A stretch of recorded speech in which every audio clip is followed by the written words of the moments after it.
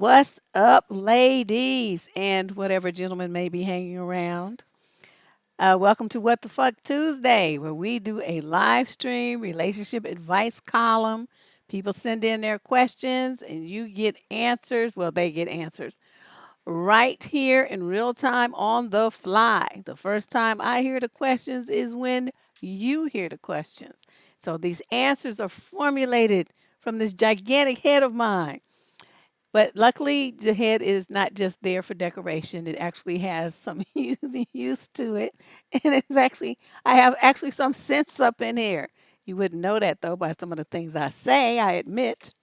I hope you guys had a good week since last week and been catching up on all the videos that are up on the channel. Some good stuff. Good stuff. If you haven't seen it, go check it out. Um, You still have time to send a link out. You know, they're there underneath the show screen. It says share. Just click that, share it to your social media right quick, and get your friends and family and other whoever else you know on over here to enjoy this levity.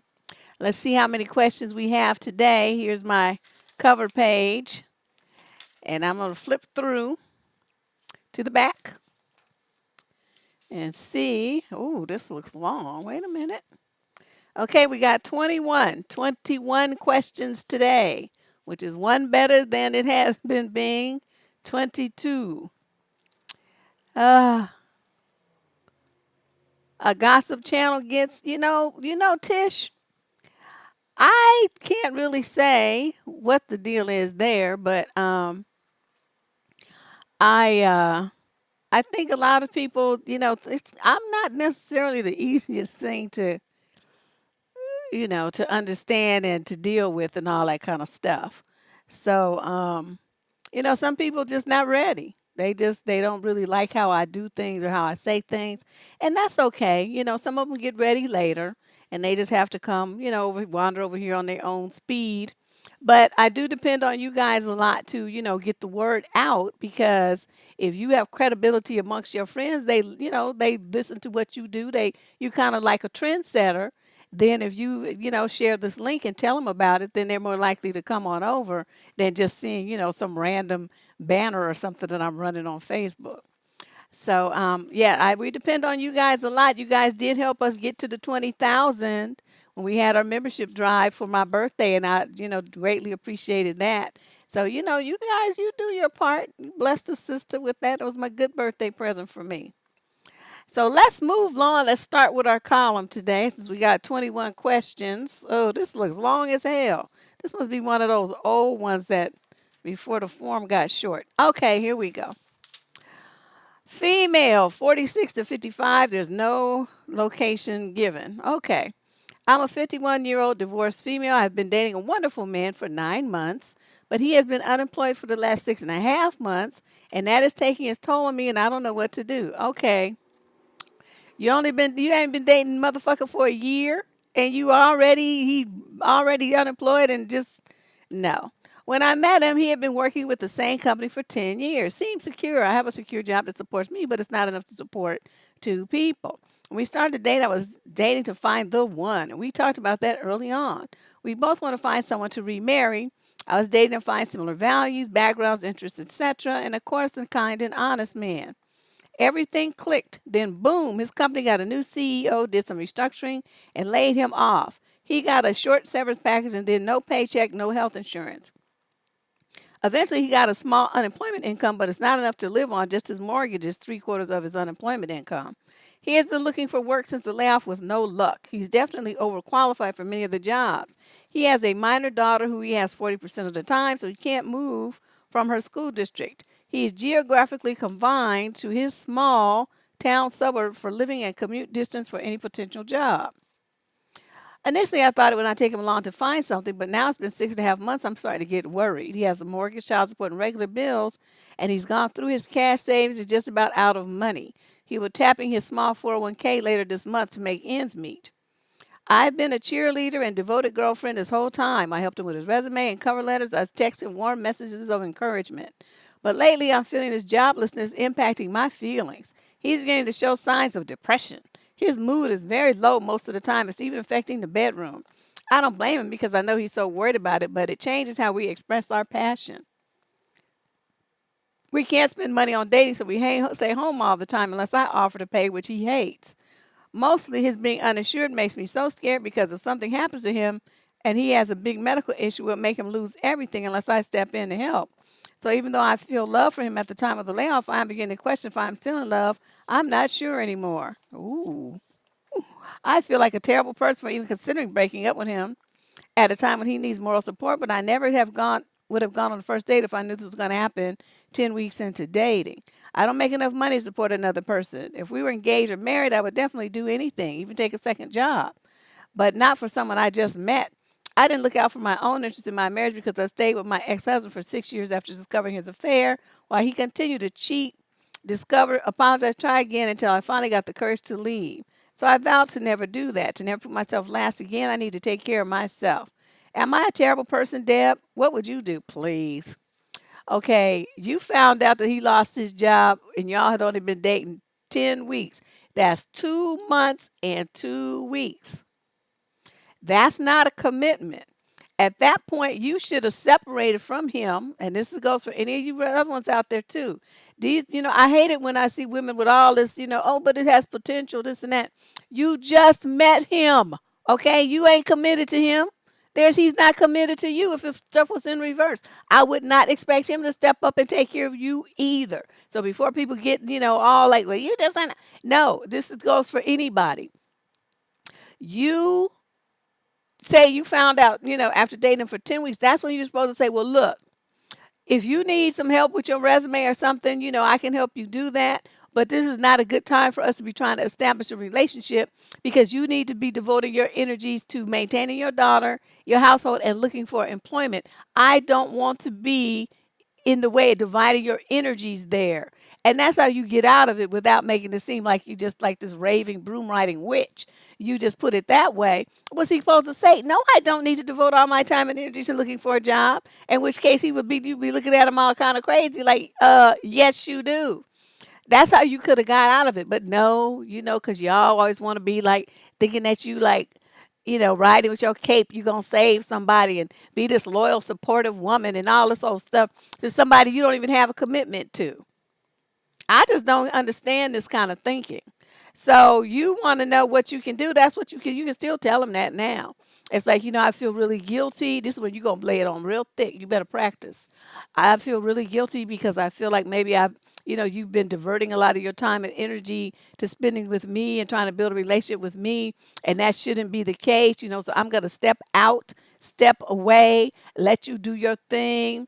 I can still help you with a cover letter or something occasionally you need it. But, I'm not going to be dating you right now. I'm going to let you do what you need to do so you can get your house and your situation together for you and your daughter. And that's how you do it. Please, you good. Because I would have been like, shh, doses, doses. Whoop. I just met you. I don't know nothing about you. I'm not obligated to support you, uplift you, have your back, nothing. We just met. So that's what I would do. Question number 2, male, 21 to 26 from Rockport, Texas. Oh, wow. I think I drove through there one time. Been dating this girl for 4 months. It moved quick. She has her own place, and I've been pretty much quasi living there for the past 1.5 months. What is this when people just meet and then they be moved in all over each other just as soon as they meet? I don't get this. Coming over in the evening, sleeping over every night, and being there all weekend too. You doing too much. She has said she doesn't mind it at all in the past and likes spending time with me and having me there. Randomly, that changed yesterday. It's called wearing out your welcome, sir.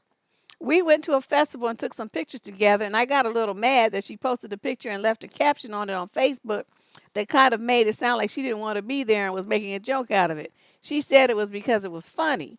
That prompted her to do a total 180 randomly. She told me that she'd been losing her life because I'm over constantly all the time and she hasn't been able to do what she wants, her hobbies like read, yoga, etc. And she feels pressure to constantly entertain me.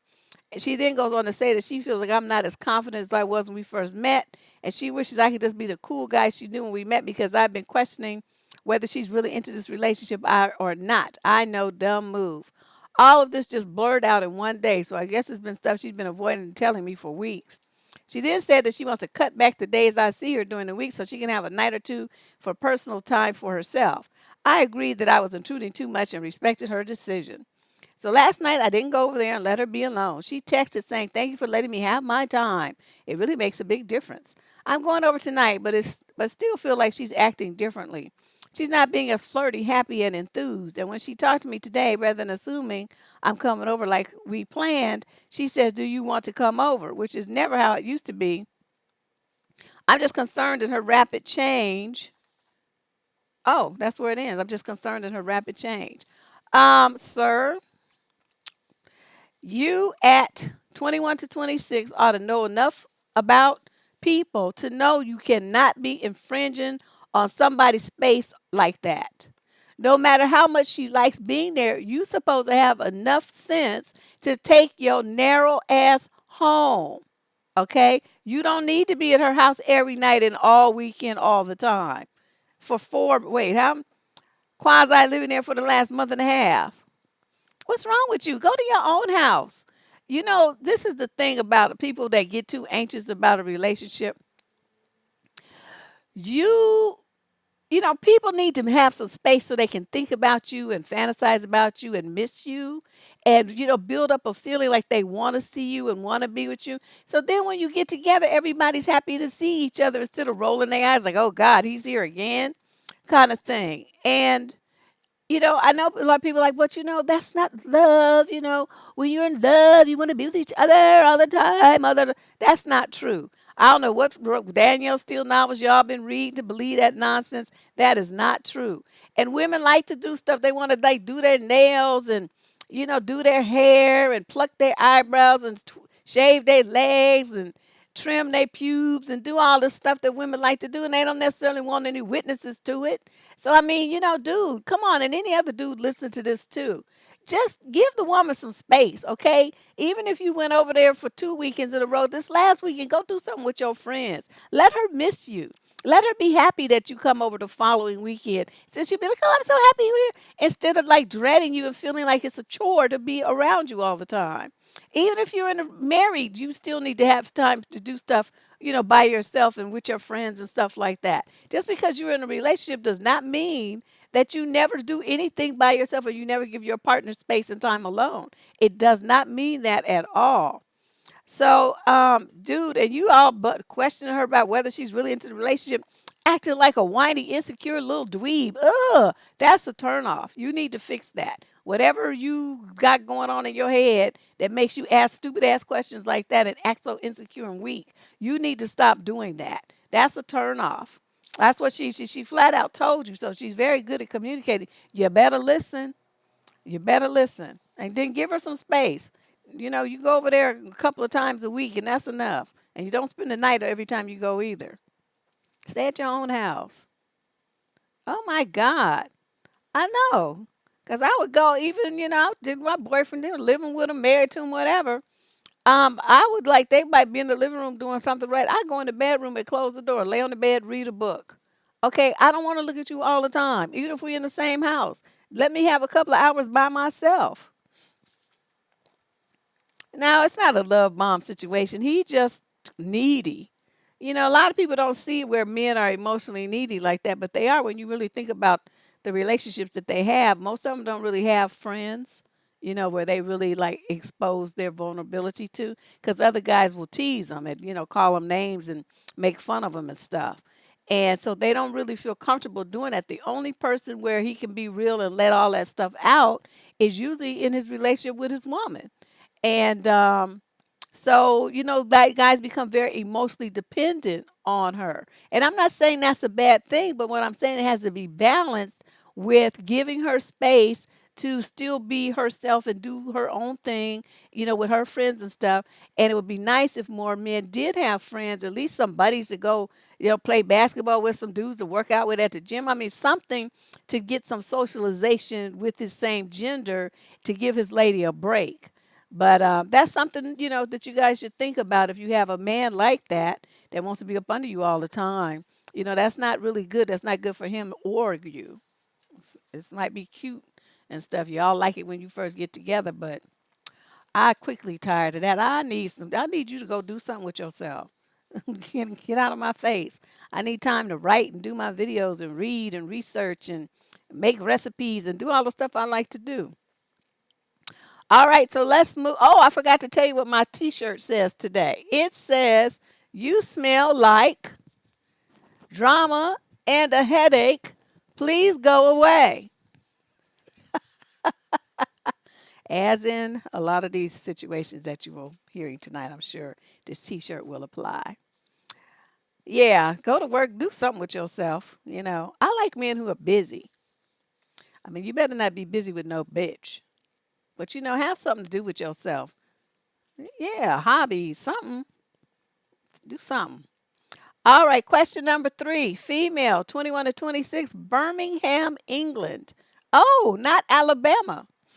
I got seriously sick 5 months ago, and I cannot stop thinking of my ex. He broke up with me a few days before New Year's Eve.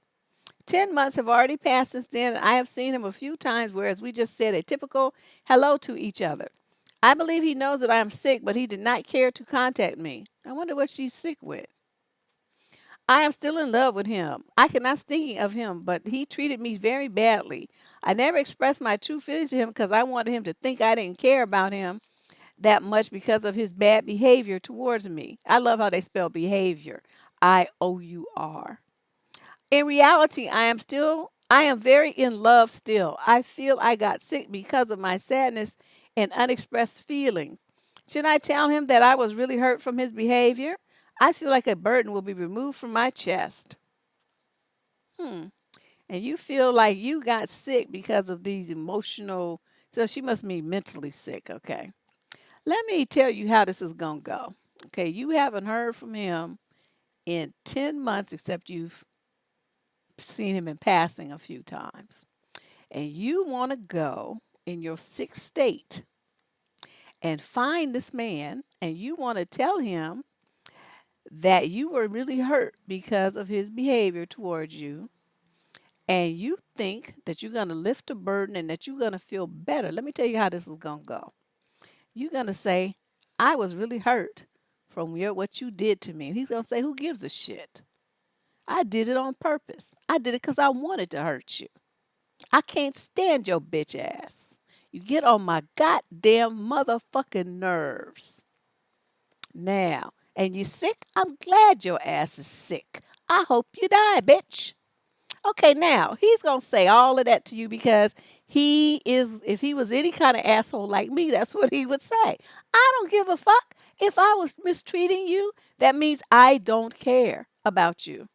Okay, that's what that means. So you coming and telling me something 10 months later, whining about how your feelings was hurt, like I give a shit about your hurt feelings. Like I said, I did that on purpose.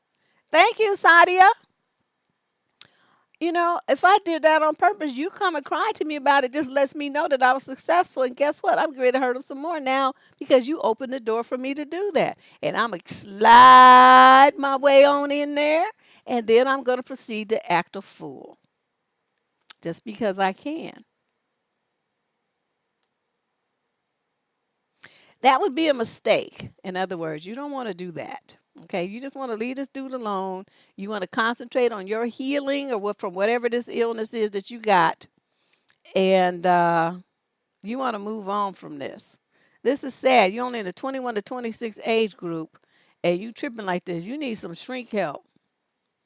I'm just saying. He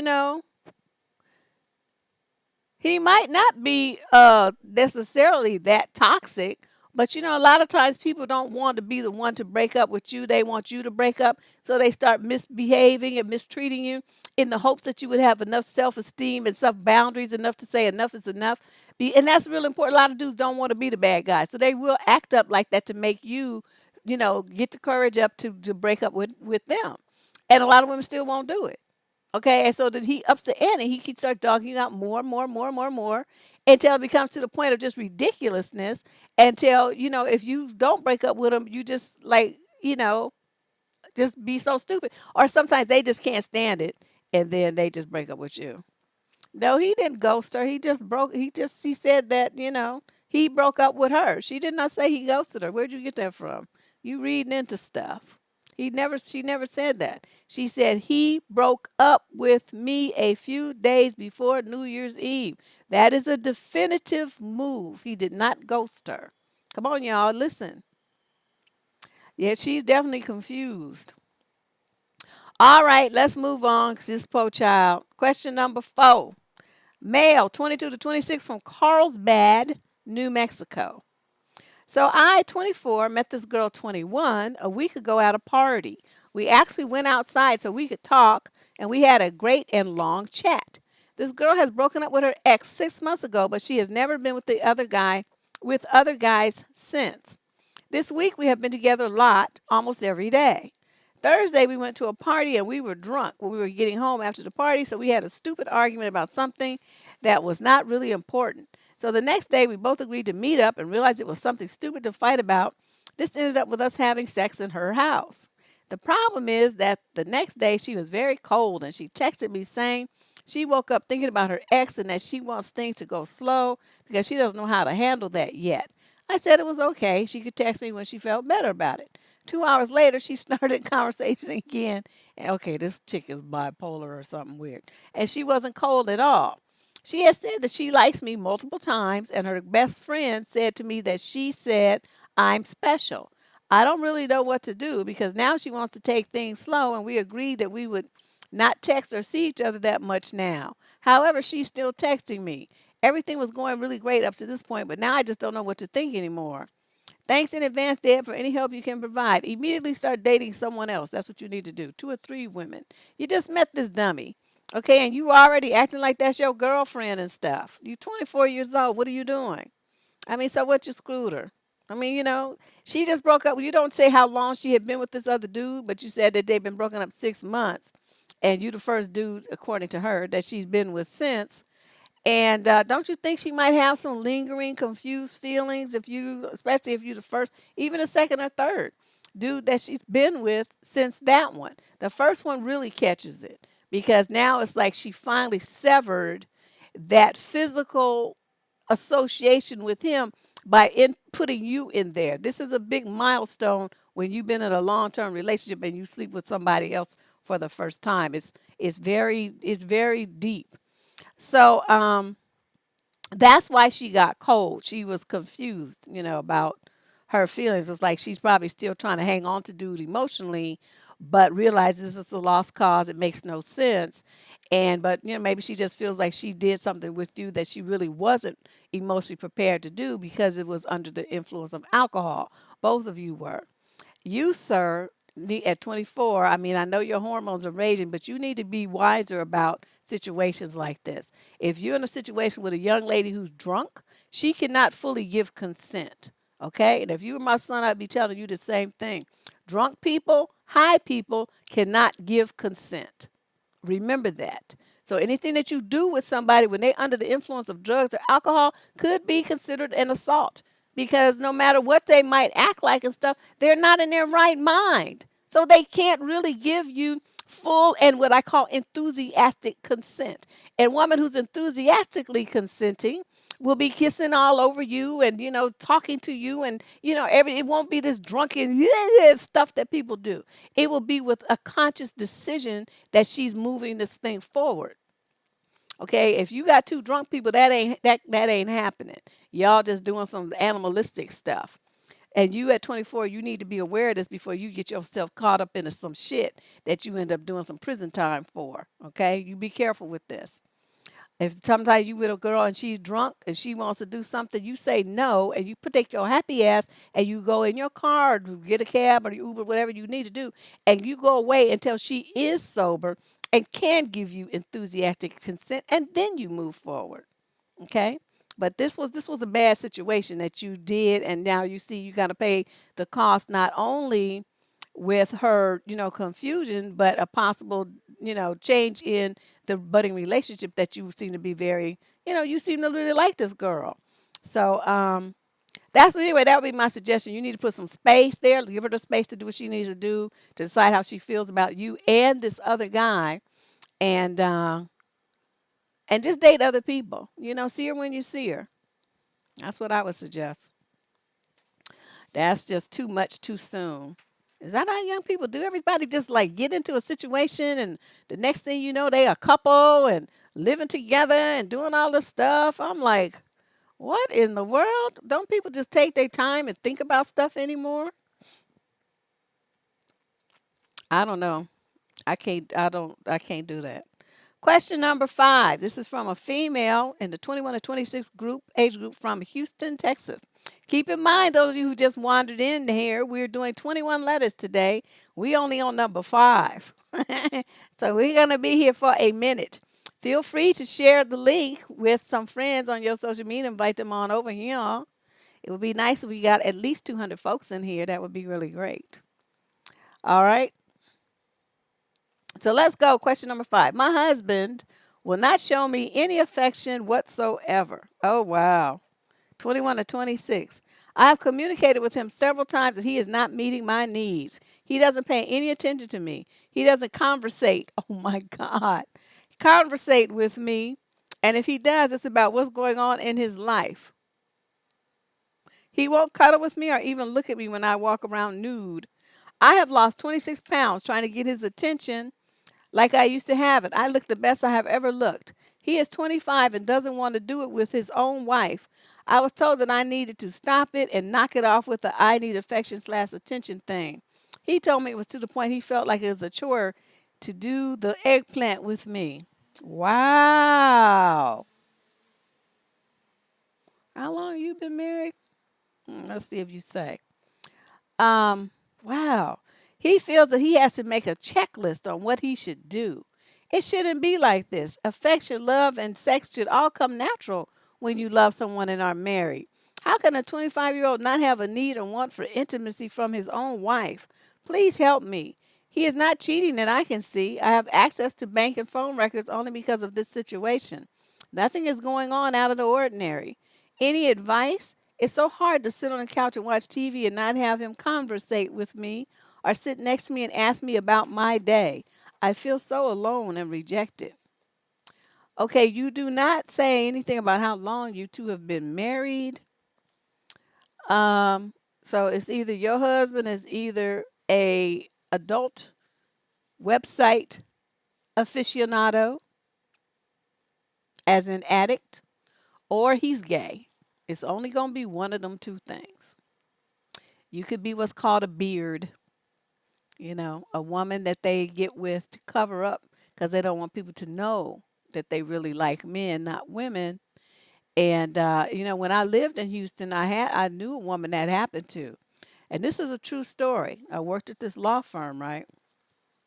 While I was going to school and I worked there part time. She was going to beauty school and she used to, you all see what I do with my hair, nothing.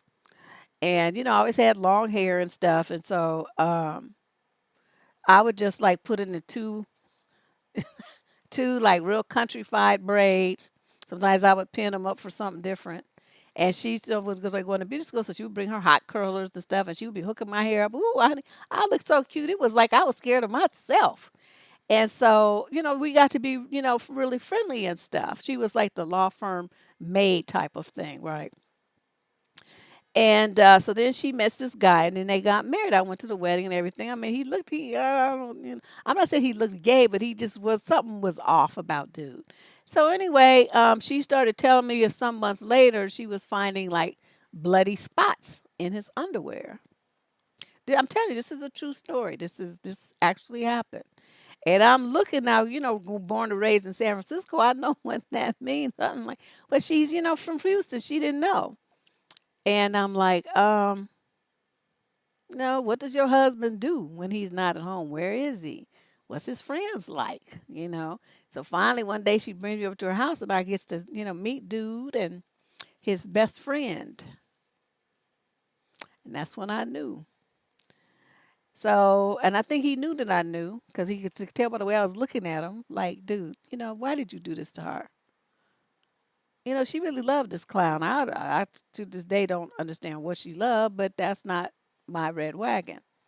So anyway, she ended up, getting a divorce from him and stuff within a year. I mean, it all from meeting to marriage to divorce was all like 13, 14 months. It happened real fast. and he went on to do whatever it was he wanted to do with men. But in a situation, she was having that same problem. He didn't want to sleep with her. He did it before they got married enough to hook her to think, that this was going to be the regular way it was going to be. And then they get married, and then everything dried up. He didn't want to do nothing with her. So I say that's what's going on here, young lady. And I know you love your little husband and all this stuff, but when I look at a relationship, I look at, okay, this is the way it is right now. When you look into the future, can you see you living your life like this for another 6 months, 2 years, 6 years, 10 years? If the answer is no, then what you know that you need to do is get out of this situation right now before you waste 6 months, 2 years, 6 years, 10 years. You feeling me?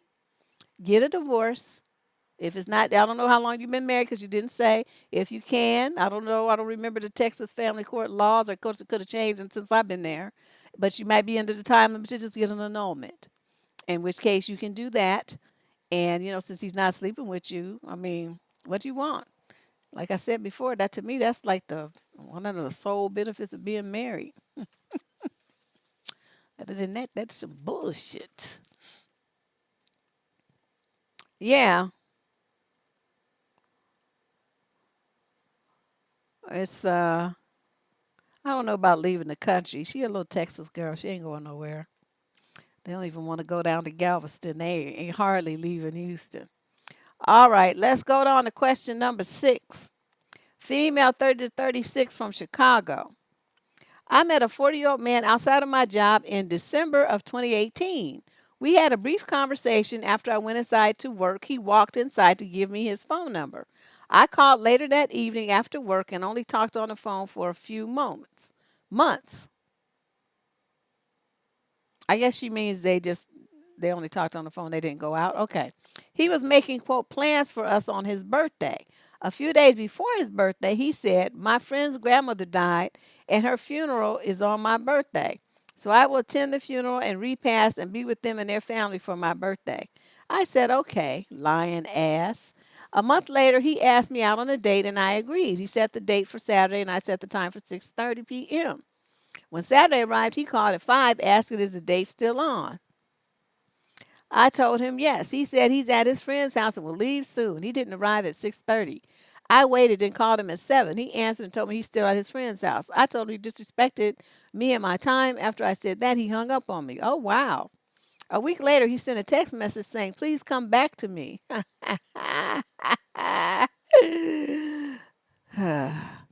We started talking again. I felt something wasn't right with this dude, so I investigated. I learned he sells drugs. What? Smokes cigarettes and lives with his mother. Okay, well, out of them three things, the smoking and cigarettes is the least problematic. Learning these things about him and not allowing myself to get past the disrespect he showed me earlier, I decided to ghost him. I feel I've wasted too much of my time entertaining this dude. So I want to ask how I can spot red flags early and not waste time on men like him in the future. A. Meeting men on the street. Okay, that's the number one. You let somebody pick you up on the street? No, you don't ever do that. That's like classless and tacky. Okay, and any man trying to pick up a woman on the street is classless and tacky and just treating you like you ain't nothing. I mean, that's some bullshit. Okay, you don't just wander up and down the street, let men give you their number or giving them yours. Okay, where's your boundaries? Let's start there. Number two, the second mistake you made was talking on the phone with him for a few months. Who does that? If he's not on the other side of the planet, then you have no need to do it. Even then, I said that's geographically undesirable. I'm not doing that. And okay, so that was mistake number two. You can't get a date with somebody. I mean, they might live a little distance away. Okay, say within, I don't know, some number of weeks. If they can't get to you in that much time, then no. Okay, for a few months. Number three, he get canceled on his birthday with this weak excuse talking about this old woman died and he got to go and be with his friends for his granny's birthday. How old is this bitch? He's 40. So his friends got to be 40. So the woman got to be, in her 80s or older. But so, I mean, what's that got to do with you? That's his grandmother, and it's your birthday. And you going to spend your birthday at a funeral? I don't believe that's where he was, not for 1 minute. The third mistake you made, or fourth now, we on the fourth mistake. By the time he says 6:30, okay, 6:30 comes, I give people a 15-minute grace period. That's me. So if you ain't where you supposed to be by 6:45, I'm done. I'm done. But you waited and called him. You should have never called him either. You don't chase a man down about a date. He's supposed to be calling you saying, "I'm on my way. I'm late." You don't ever call me. You don't need to call him about nothing. He's still at his friend's house. The fourth mistake that you made, are we on number five? I'm losing track. Yeah, he is a super bad liar. That's some of the weakest shit ever. The next mistake that you made, whatever number it is, you can count them. When he sends a text talking about come back to me, okay, grown men use the telephone. He fucked up. How is he supposed to just send you a text and then you respond positively to that? If he did something so egregious, hang it up in your face and all that kind of stuff, and he don't have enough sense to pick up the phone and apologize to you like a grown ass man, and you just go right back to talking to him like nothing happened. Okay, no, that's another mistake that you made. So that's good that you finally woke up and this and that. But those things that I just rattled off to you are ways that you can know that a dude is not worth your time and not no emotional investment. It's like if you see him and you see him, that's fine.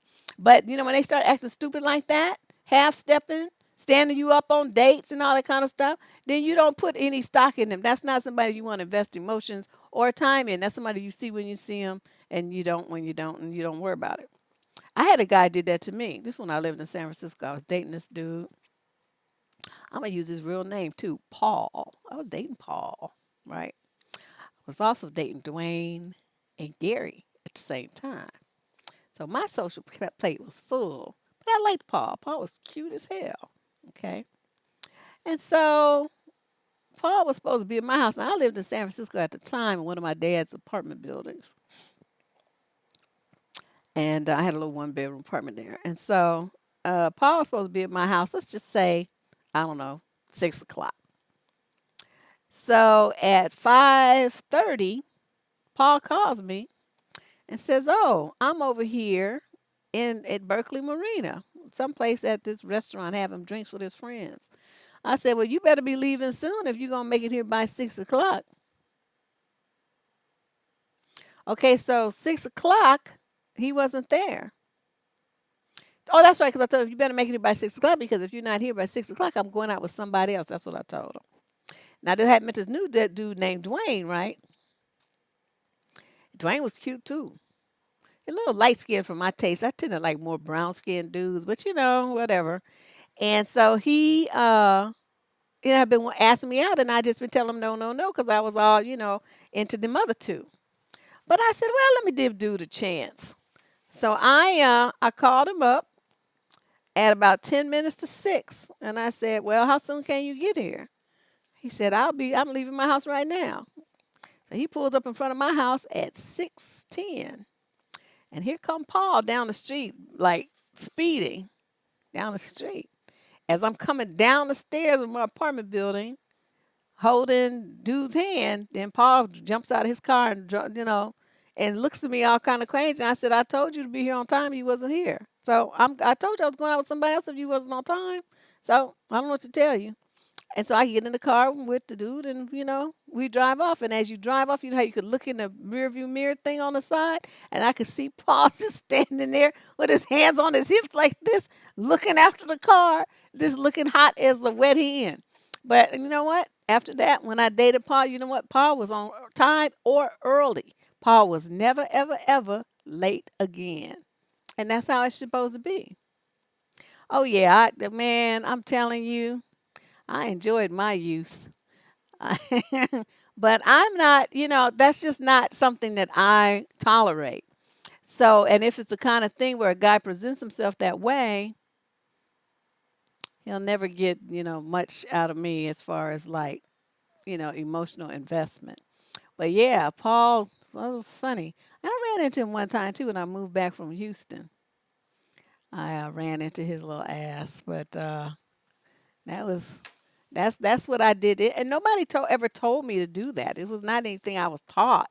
It was just something that I just knew I wasn't gonna take. I'm not gonna do that. I'm not gonna tolerate that. I'm not gonna sit around my house when I got two other dudes clamoring to spend time with me, and I'm gonna sit around the house by myself waiting on your time. That's why you out someplace having fun with your boys. I don't think that's gonna happen. Not no, that ain't happening, Captain. And so yeah, I went out with dude. He was really nice too. It wasn't like a love connection. I kicked it with him for a couple of weeks. But then I moved on to somebody else. That's just how it is.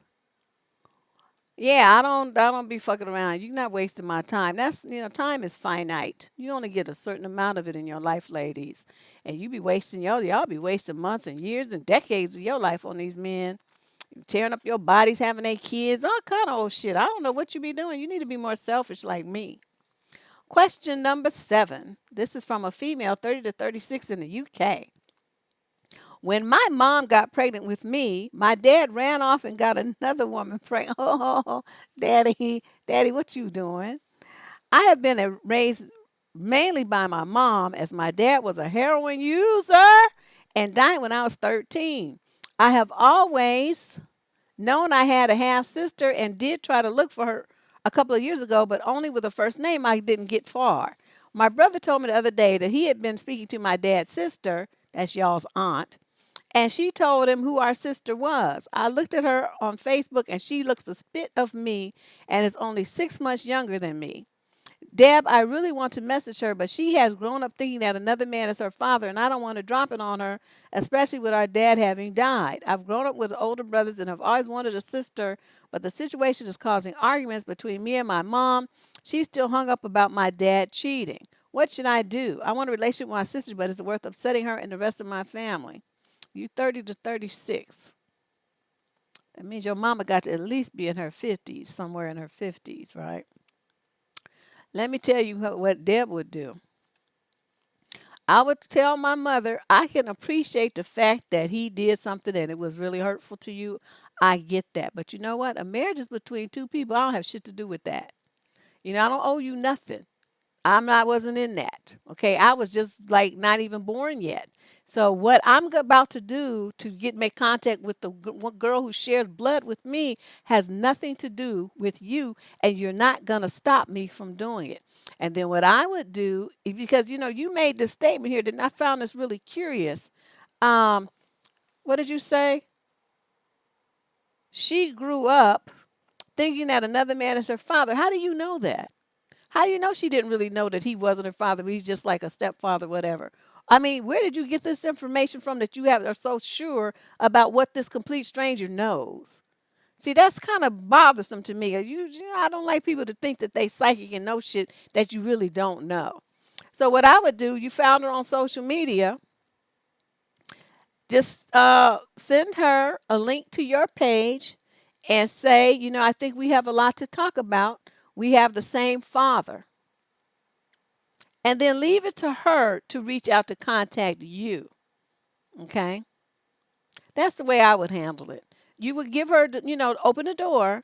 It's going to be up to her whether she wants to walk through it or not. You might not ever hear from her. You might hear from her so enthusiastically and happy and excited because maybe she doesn't have other siblings and she always wanted some and she always wondered how to find you too.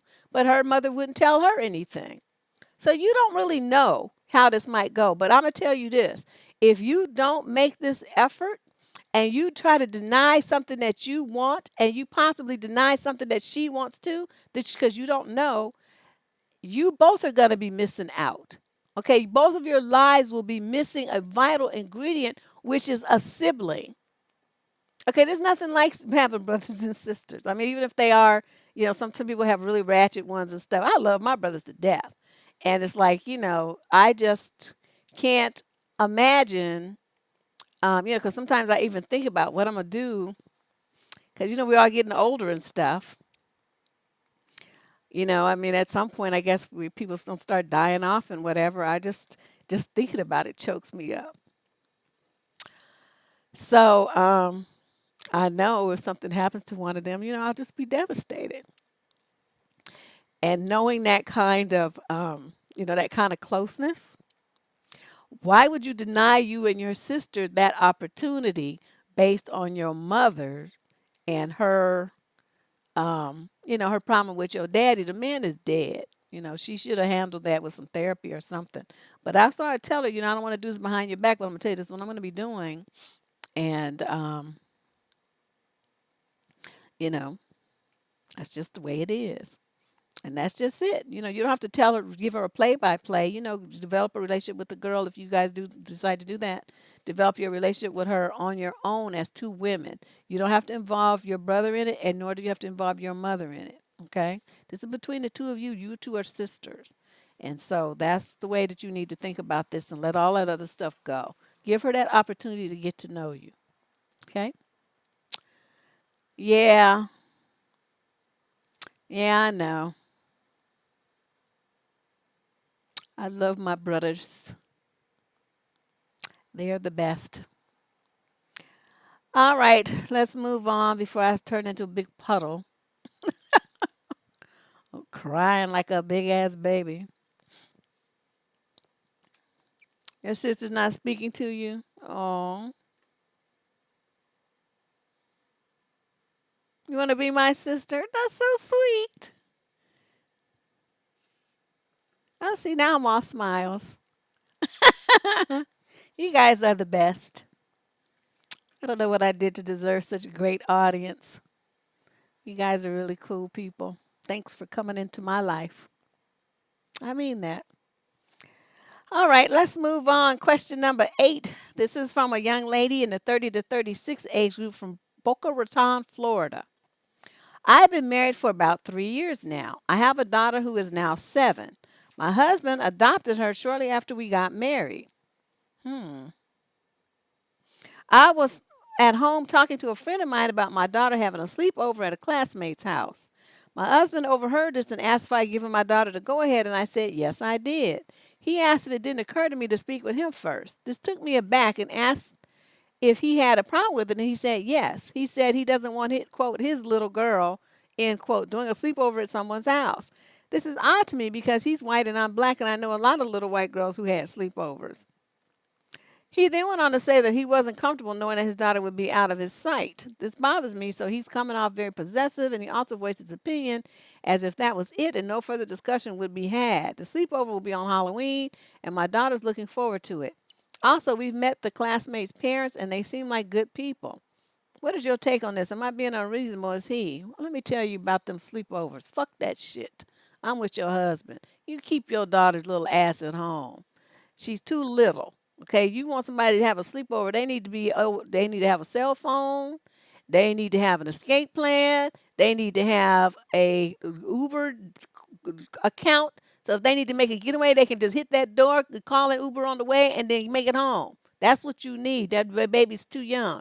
This is not a white or black thing. This is your husband having better sense than you. That's what this is. I know it's fun to have a sleepover. But I also notice bullshit goes on at sleepovers. So, the husband, I mean, they always seem like good people. And there's a lot of people turn out to be child molesters too. And they would look like good people. And everybody's always so shocked. No, no sleepover. She can go over there. They can have a party or whatever. And then you pick your daughter is going to go home and sleep in her own bed. If she wants to have a sleepover at your house with one of her little friends, then yes, you can certainly do that. But your daughter is not sleeping nowhere where you ain't. And that was always my rule. The one time I tell you, the one time I tried, I was thinking about this is when I was younger, of course, and it wasn't too long after my husband died in a car accident, right? And my daughter's with this little school, and she had these little friends, and I'd met the friends, I met the family, and everything.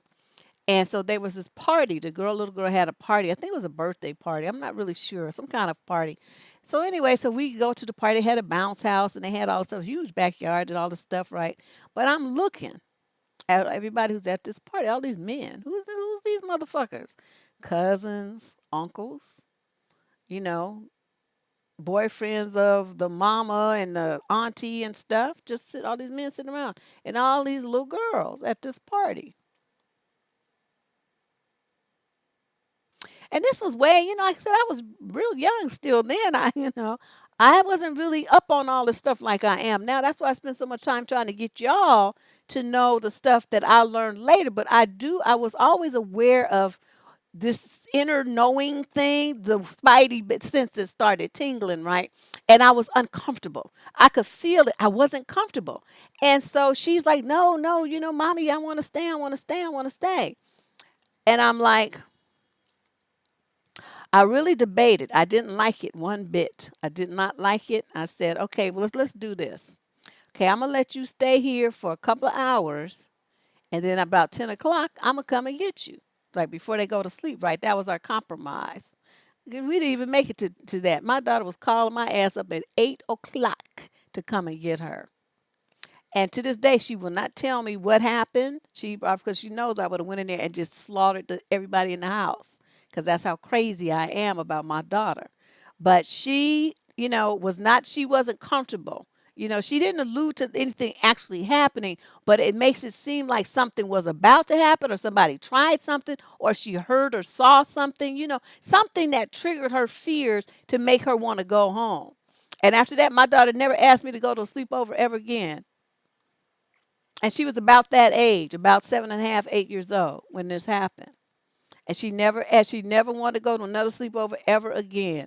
We had little girls come to our house, but she never wanted to go nowhere. So, lady, I know you trying to be, think that he's being possessive and he's all this stuff and stuff. He's being protective. That's what he's supposed to do as the daddy.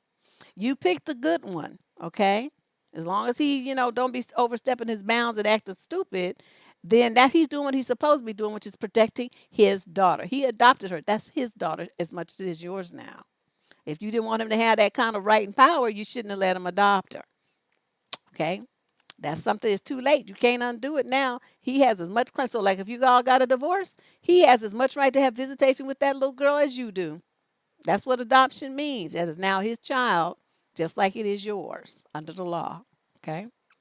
So I would tell you would need to break the news to your little daughter. She can stay over there until a certain length of time, but when everybody's getting ready to go to bed, she get ready to come her little ass up out of there. That's what you need to tell her. Tell her now so that she can understand what time it is. And that she ain't going to no sleepovers until she's old enough, like I said, to have an Uber account on her phone and a phone and know what's up.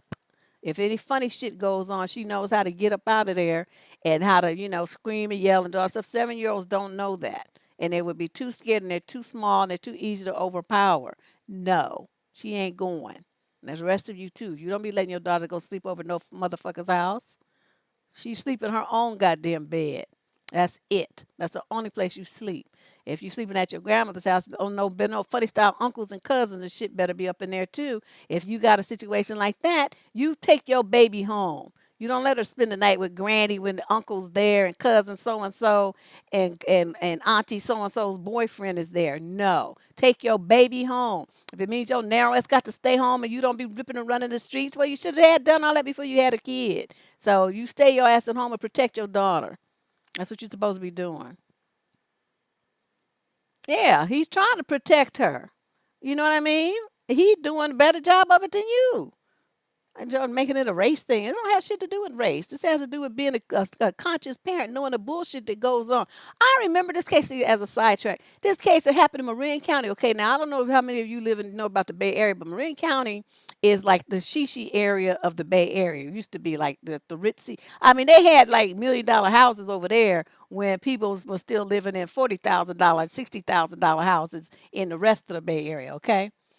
And so these people think, this guy's a doctor and this and that, right? So they're all impressed with these parents and their home and all stuff. So the house is full of these little girls. So one little girl gets up in the middle of the night to go to the bathroom, right? Father of the little girl who's she's supposed to be, whose house she was at, waylays her and takes her into his office where he has a webcam set up and he's streaming him doing stuff to this little girl, to his pervert friends online. Luckily, she told it, and they found all the evidence on his computer. These white folks, big money in Marin County. So people think, as people have money and they're educated and they all about something, that means that your child is safe. That don't mean nothing. Keep your daughters at home under your watchful eye. If they have teenage brothers and you got male cousins and stuff like that, your sister's got some little boys and stuff. Watch them too. Don't put nothing past none of them. You're talking about somebody who's the little daughter was 2 and 3 got molested by an 8-year-old cousin. Now you know how did he learn about some stuff like that? So I mean, you got to watch these males. I don't give a fuck how old they are. You watch them around your girls, and don't be letting your girls go nowhere to sleep nowhere.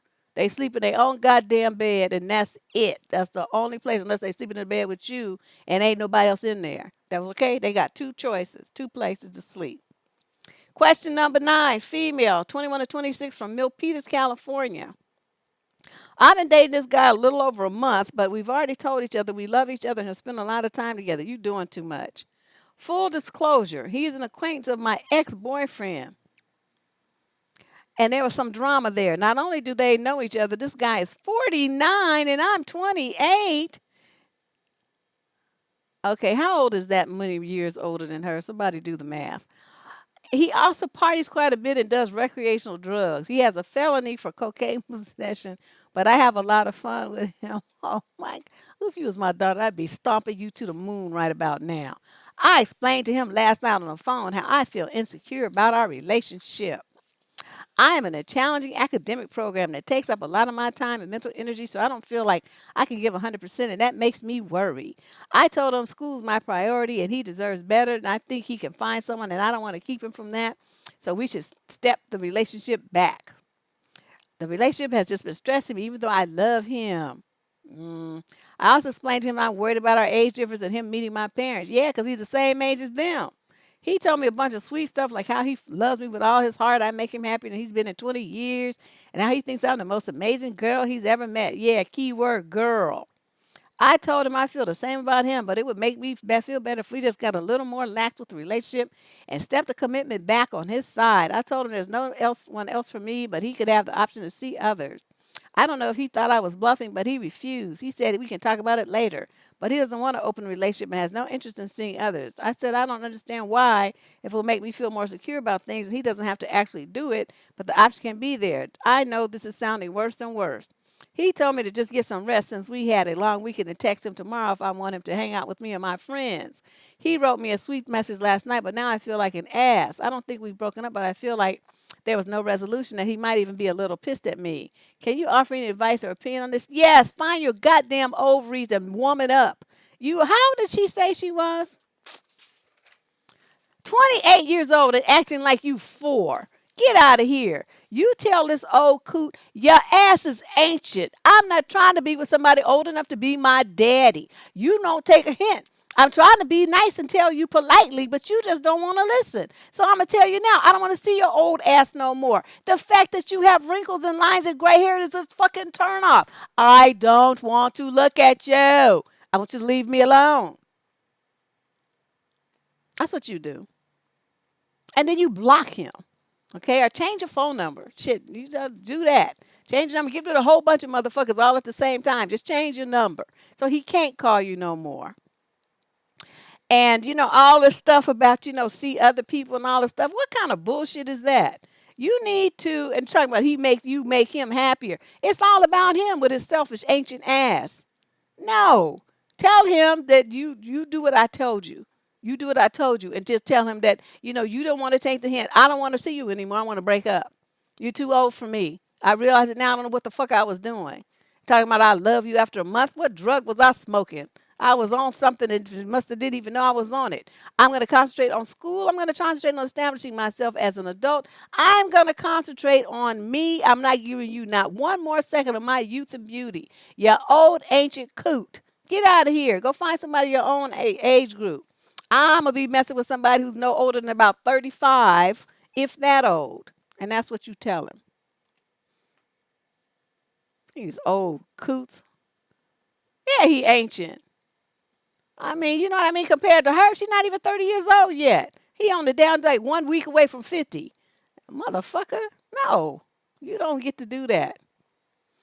You young girls, I swear, always mess with these old men. Stop. No, she can't ghost him because he's got too much of a hold on her. This is not a ghosting situation. This is a woman up as tell him straight up situation.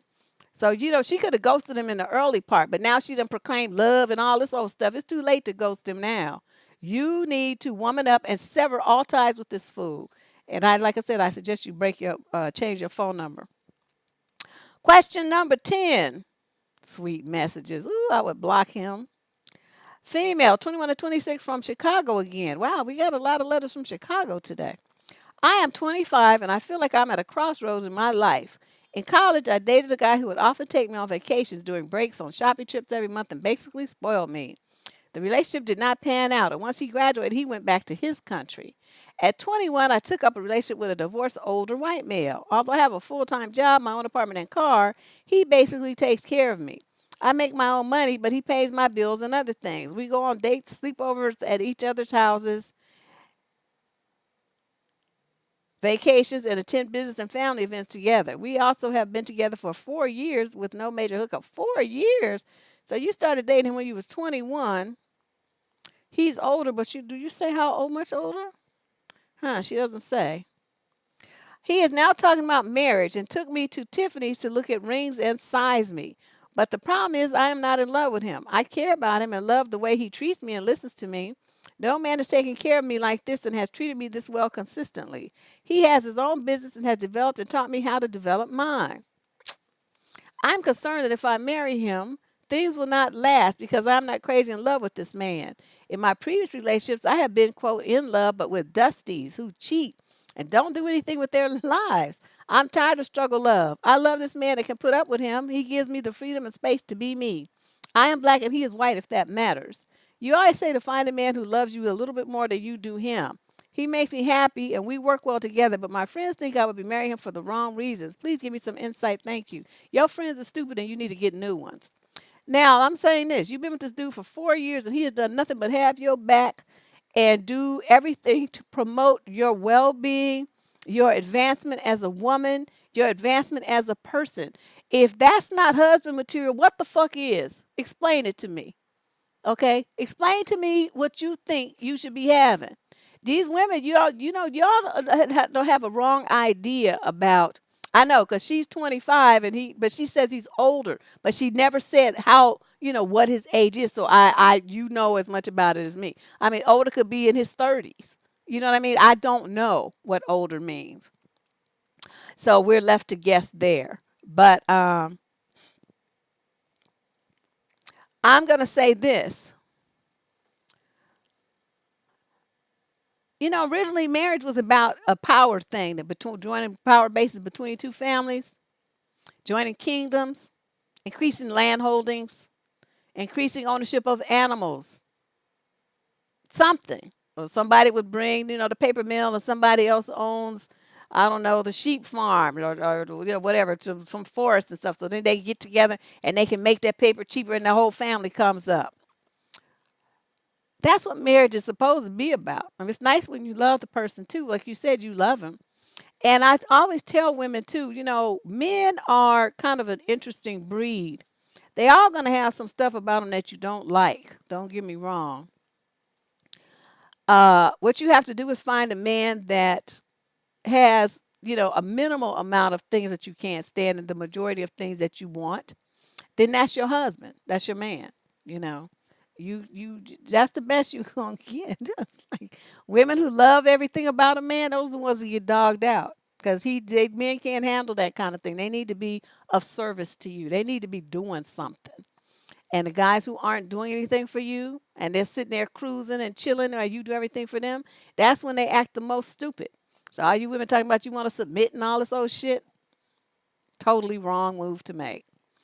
But I'm of the mind that if you want to be married, then this would be a perfect man for you to marry. If you don't want to be married and you want to continue being out there single and you want to, take your chances with dust bunnies, have at it. That's totally on you.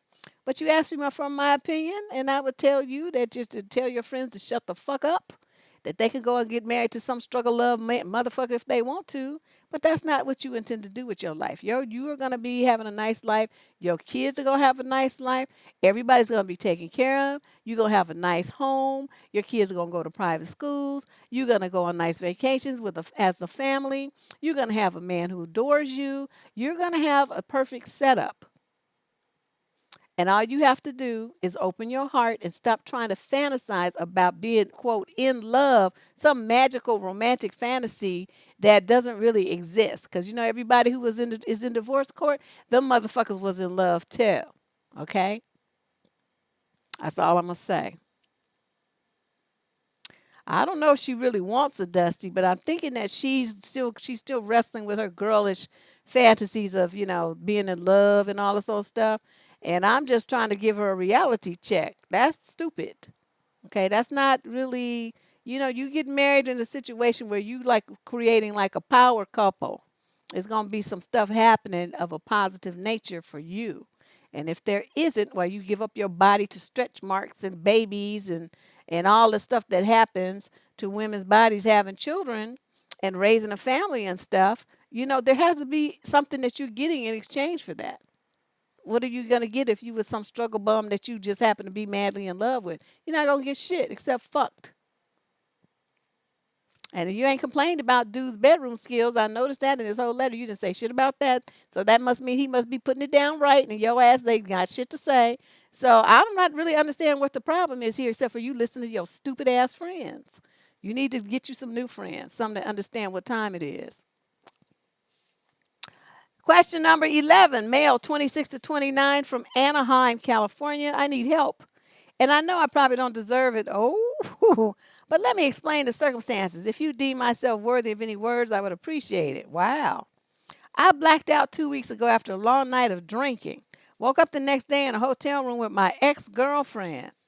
Definitely, we did the do with the ex. I explained to her that I have a girlfriend and I'm sorry that things just got out of hand last night. Ex agrees that we were both very drunk and says don't worry about it. Second big F up on my part is not going to my current girlfriend of 6 months and telling her what happened. I know I'm a dirtbag. Yes, you are. Long as you know. Fast forward 2 weeks to the present day. Current girlfriend is on vacation for a week. Current girlfriend tells me that ex girlfriend is messaging her about us hooking up 2 weeks ago. What do I do? Lie like the selfish asshole I am, or tell the truth and lose what I think is the love of my life? How could it be the love of your life that only just met the broad 6 months ago? And you're only 26 to 29. You don't know what the love of your life is. Details. Current and ex-girlfriends do not know each other. Ex-girlfriend's Instagram stalked me to find current girlfriend's username to message her. Why all of a sudden is this happening? Help me. This is happening because you're stupid. Because you're a dummy and you can't control where you put your dick. That's why this is happening. You using alcohol as an excuse, but you know what? Alcohol doesn't really make people do anything. What alcohol does is release your inhibitions so that you can do what it was you really wanted to do in the first place. That's what alcohol does. See, alcohol doesn't go searching through the universe, through the heavens, through Hong Kong and other parts of Asia, come back through Africa and Brazil and put an idea in your head. Alcohol doesn't do that. The idea to do this shit was already in your head. You had alcohol, and the alcohol released your whatever to keeps you in check. That's what happened, sir. That's what happened. So you trying to say that you a douchebag and you just the love of your life and all this stuff. See, no. Because if she was really the love of your life, the situation that you put yourself to be drinking around your ex would have never happened. That wouldn't happen. Your ex would have come up in your face. You would say, bitch, get the fuck away from me. I'm not trying to talk to you. I don't want to look at you. Get away from me. All you did is cause me grief and hell. I'm not trying to be affiliated with you. That's what you would have said if this girl was really the love of your life. That's why I know you lying. You lying to yourself or you trying to lie to me, and I'm not going to go for it. This ain't that channel where I give you all these nice little platitudes and stuff. I dig in folks' asses and tell them about themselves here. And that's what's going to happen to you. I'm sorry.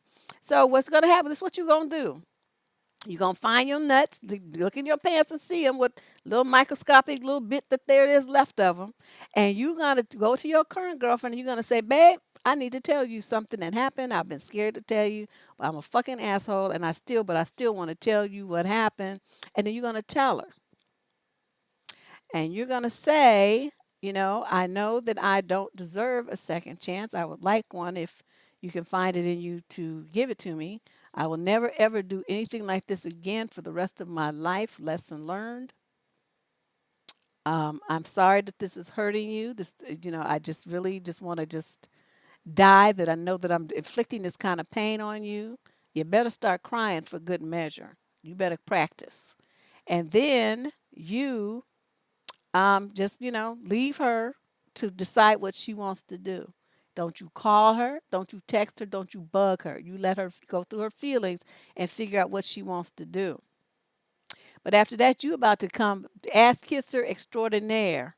That's what you about to do, home skillet, because you have fucked up royally. And that ex, you need to block her. She shouldn't be able to Instagram stalk you. Your ass, see, you just doing all kind of stuff wrong. You just doing everything wrong. And why did you close your Instagram account? Why do you need to have an Instagram account? You got a woman. Why? Close everything. Just let your girl handle all of that. Y'all don't be handling your situations right. Yeah, you got to go find them, honey, because they little. They looking like raisins right about now. That's how they done shrunk up. Whew. Okay, let's move on to question number 12. We got 12. What did I say? 21 questions tonight? This is question number 12 of the 21. Ooh, these people. Male, 30 to 36, out of New York. My wife and I have been going through a lot of issues. Most of them stem from the fact that we live in what I think is a sexless marriage. I've tried to live with the fact that I might have married someone who just didn't like it and nothing was ever going to change that. I've tried my best to live with that, but I'm still miserable and depressed. I get along with her most of the time. Other times I lock myself away in my office and can't stand to speak to her. It's been a long climb out of despair the past couple of months, and I think I've reached a point where I want out. The problem is, I know she still loves me. Part of me still loves her. That's the hard part. I know she just wants to have a happy marriage, but on her terms. I just can't do that anymore. The damage to this marriage is done and it can't be repaired. We have always been very different people. We never had many shared interests, but that was never a problem before because we loved being together so much. That time is gone. Our differences are a problem for me. I feel like I can't talk to her. Like she doesn't challenge or push me. I feel like we are at different points in life and starting to move in opposite directions. I made an appointment with my attorney to start the divorce proceedings next week. I haven't had the courage to bring it up to my wife. I don't know what the best what's the best to bring it up without causing her any unneeded pain. There's, you know what? The fact that you think you can get a divorce and not cause pain is a fantasy. Okay, somebody gonna be hurt, but it hurts you. It's gonna hurt you too. Trust me, because you're gonna feel guilty and confused, just like you expressed here, that this is, what's going on with your relationship. But I'm wondering, like, how could you have married somebody that doesn't like sex, and you knew this, but you married her anyway? You didn't have anything in common, and you knew this, but you married her anyway. You had didn't have many, shared interests, and you knew that, but you married her anyway. What were you doing? Why did you guys even get married in the first place? And I have to look at you because I'm gonna tell you something that you probably don't want to hear, but I'm gonna tell you anyway. Even if you don't have anything in common and all that stuff, if your ass was fucking her right, you wouldn't be having these problems. So the fact that you ain't getting no booty and that your woman, you feel like you guys don't have nothing to talk about all that stuff, that's your fault because you don't know what you're doing in bed. That's what that means, sir. You ain't turning your woman on. She don't want to fuck you because you're probably a minute man or you don't have any skills and something is wrong. There's something that you're not doing right in bed, and so she don't want to waste her time with you. That's what that means. I hate to be so blunt, but that's what I'm saying. She depressed because she ain't getting no dick. That's why, because the dick that she's getting is not lasting long enough. No, she's not asexual. He can't fuck, JM. I don't know all these men trying to make it the woman's fault. It's not the woman's fault. It means that you don't know what you're doing in bed. You're not turning her on. She's not passionate about you. She don't want to get excited because your shit is over in 33 seconds. What the fuck is that? You do the same shit over and over in bed. You don't last no time. You don't know what you're doing. And then you get mad because she don't want to sleep with you. Who doesn't want to be suffering night after night of disappointment with your 30-second fucking ass? That's what I'm saying. These dudes, no, he don't need Viagra. He's too young for that. He's only 30 to 36. He don't need no Viagra. But that's not it. That's just that she doesn't want to sleep with him because he can't fuck. I mean, what else do you want me to say? These dudes just, they know they have like premature issues and they, have all this stuff going on and they can't control it and they, it's over as soon as it starts and all this kind of stuff. And then they think a woman want to be sleeping with them with that kind of situation going on. No, you going to handle that yourself and make that 30 seconds real good. I'm just saying. So I already know that's what it is. And he complaining that, it's sexless. Yeah, well, it's going to continue to be. And you know what? The next woman you got is going to be the same situation because the problem is you. It's you who can't fuck. That's the problem. Don't have nothing to do with her. These dudes be killing me. Well, I mean, men can't judge if they have good eggplant. Women are the judges of that. Unless he's gay, of course. The other man might, be the judge of that. But if you got, a woman, I mean, she might love you and stuff, but she don't want to sleep with you. That means that there's problems there, sir. Because even when a woman is mad at a man, if she know it's gonna be a good time in bed, she'll put that shit aside. I used to do that. I will admit it. I'll be mad at my husband too.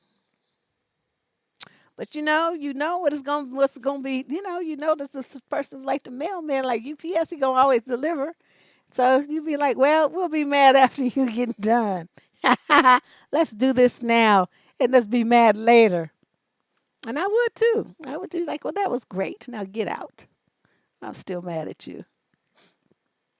Yeah, he in denial. He try to blame it on her. But all he gonna do is get married to somebody else and the same shit gonna happen because he don't know what the fuck he doing. These men really need to practice more on their sex and stuff instead of being getting upset at the woman for not wanting to sleep with them. Y'all just really reaching here for some fantastical imaginary shit. She could be an abuse victim. Then she wouldn't have married him. This is all about this dude can't fuck. That's all. I don't know why y'all trying to make it be something that it's not. It's like she wouldn't have married him then. They wouldn't have been having it in the first place. Come on now. He can't fuck and that's it and that's all. Question number 13, male, 18 to 21, Massachusetts. So my girlfriend is going to college upstate and I am not in college. I see her about once or twice a week. When she's with me, she texts her friends the whole time, boy and girlfriends, and tells me how much fun they are having without her. I try to do fun things, but she doesn't want to do them. She says we like different things now. On top of that, half the time she comes home, she goes and parties with her guy friends without me, and I see pictures of her hanging over guys while she is drunk. Whenever I try to talk about it with her, she just seems to make her more and more distant. I'm okay with her partying and such, but not being all over guys. I would love to go party with her, but I never get an invitation. Am I being too jealous and needy? Nope, you're being dumb though, because what you got to realize is your relationship is over.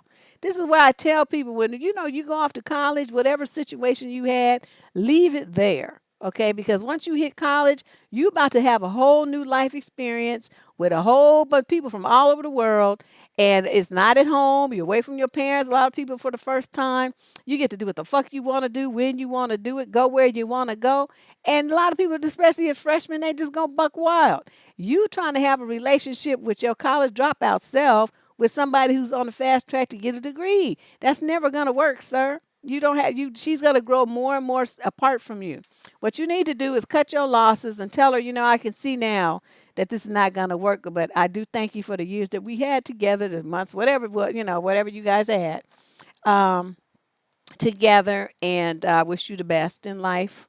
And I'll check you out in another, whenever. She's not even fading out. Yeah, she's outgrown him. She just changed, but that's what happens at that age. You can't hang on to who you were in high school when somebody goes off to college. It just never, ever works. People change too much. So this poor lad, I guess nobody told him that, but had you consulted me, I would have told you to break up so that when she went off to college, both of you were single. That's the solution. So you be single now. The semester hasn't been around that long. People start school late August. This is only early October. Yeah, just break up. Question number 14, female, 26 to 29 from Washington, D.C. I, 27, met my boyfriend, 30, over the summer. I have a hard time with connection, but he was committed and insistent. The last year has been hard for me. Oh my God, what is this book you wrote? And I've been working as a stripper while going to school. He told me he can't get serious with me unless that changes. So we spent a week apart and came back together at a significantly slower pace. Still intimate, still loving, but new boundaries. I hate my job, begin looking for new ones, that there seems to be a long term potential with this man. But last night, everything imploded. I recently connected with an estranged parent, and actually, my boyfriend had a lot to do with this.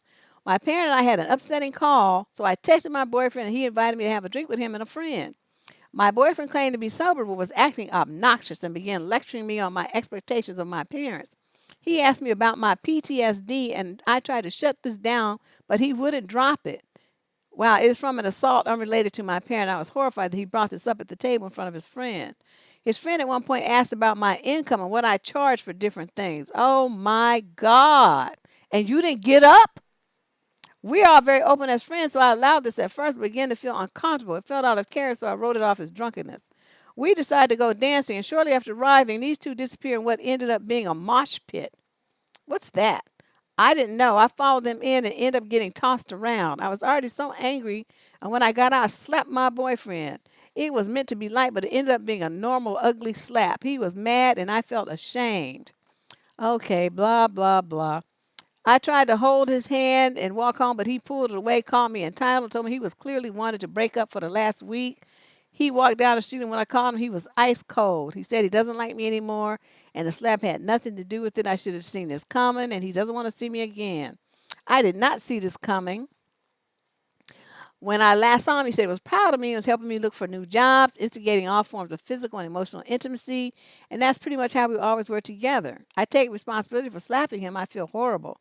But I did not know how we got here. He has always been sweet and consistent with me. Last night I went to him for comfort and ended up alone on the street at 4 a.m. Okay, let me explain to you what you did. And I'm thinking some of it has to do with, okay, you had a situation where you were assaulted, and sometimes that messes with women's boundaries. Okay, you don't really feel, that you have the right to really have boundaries.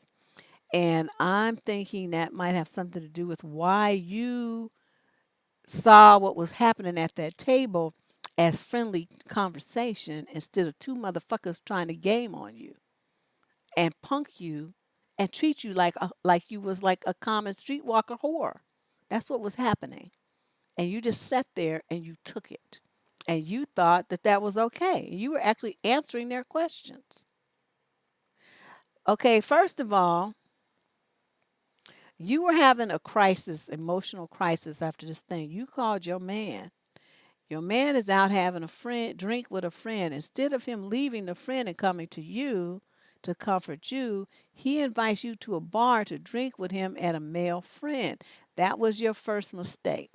That was the point where you were supposed to say, no, I'm not going to do that. I'm already upset enough and I don't feel like, being what you call it, cordial and friendly with anybody. I'll see you later.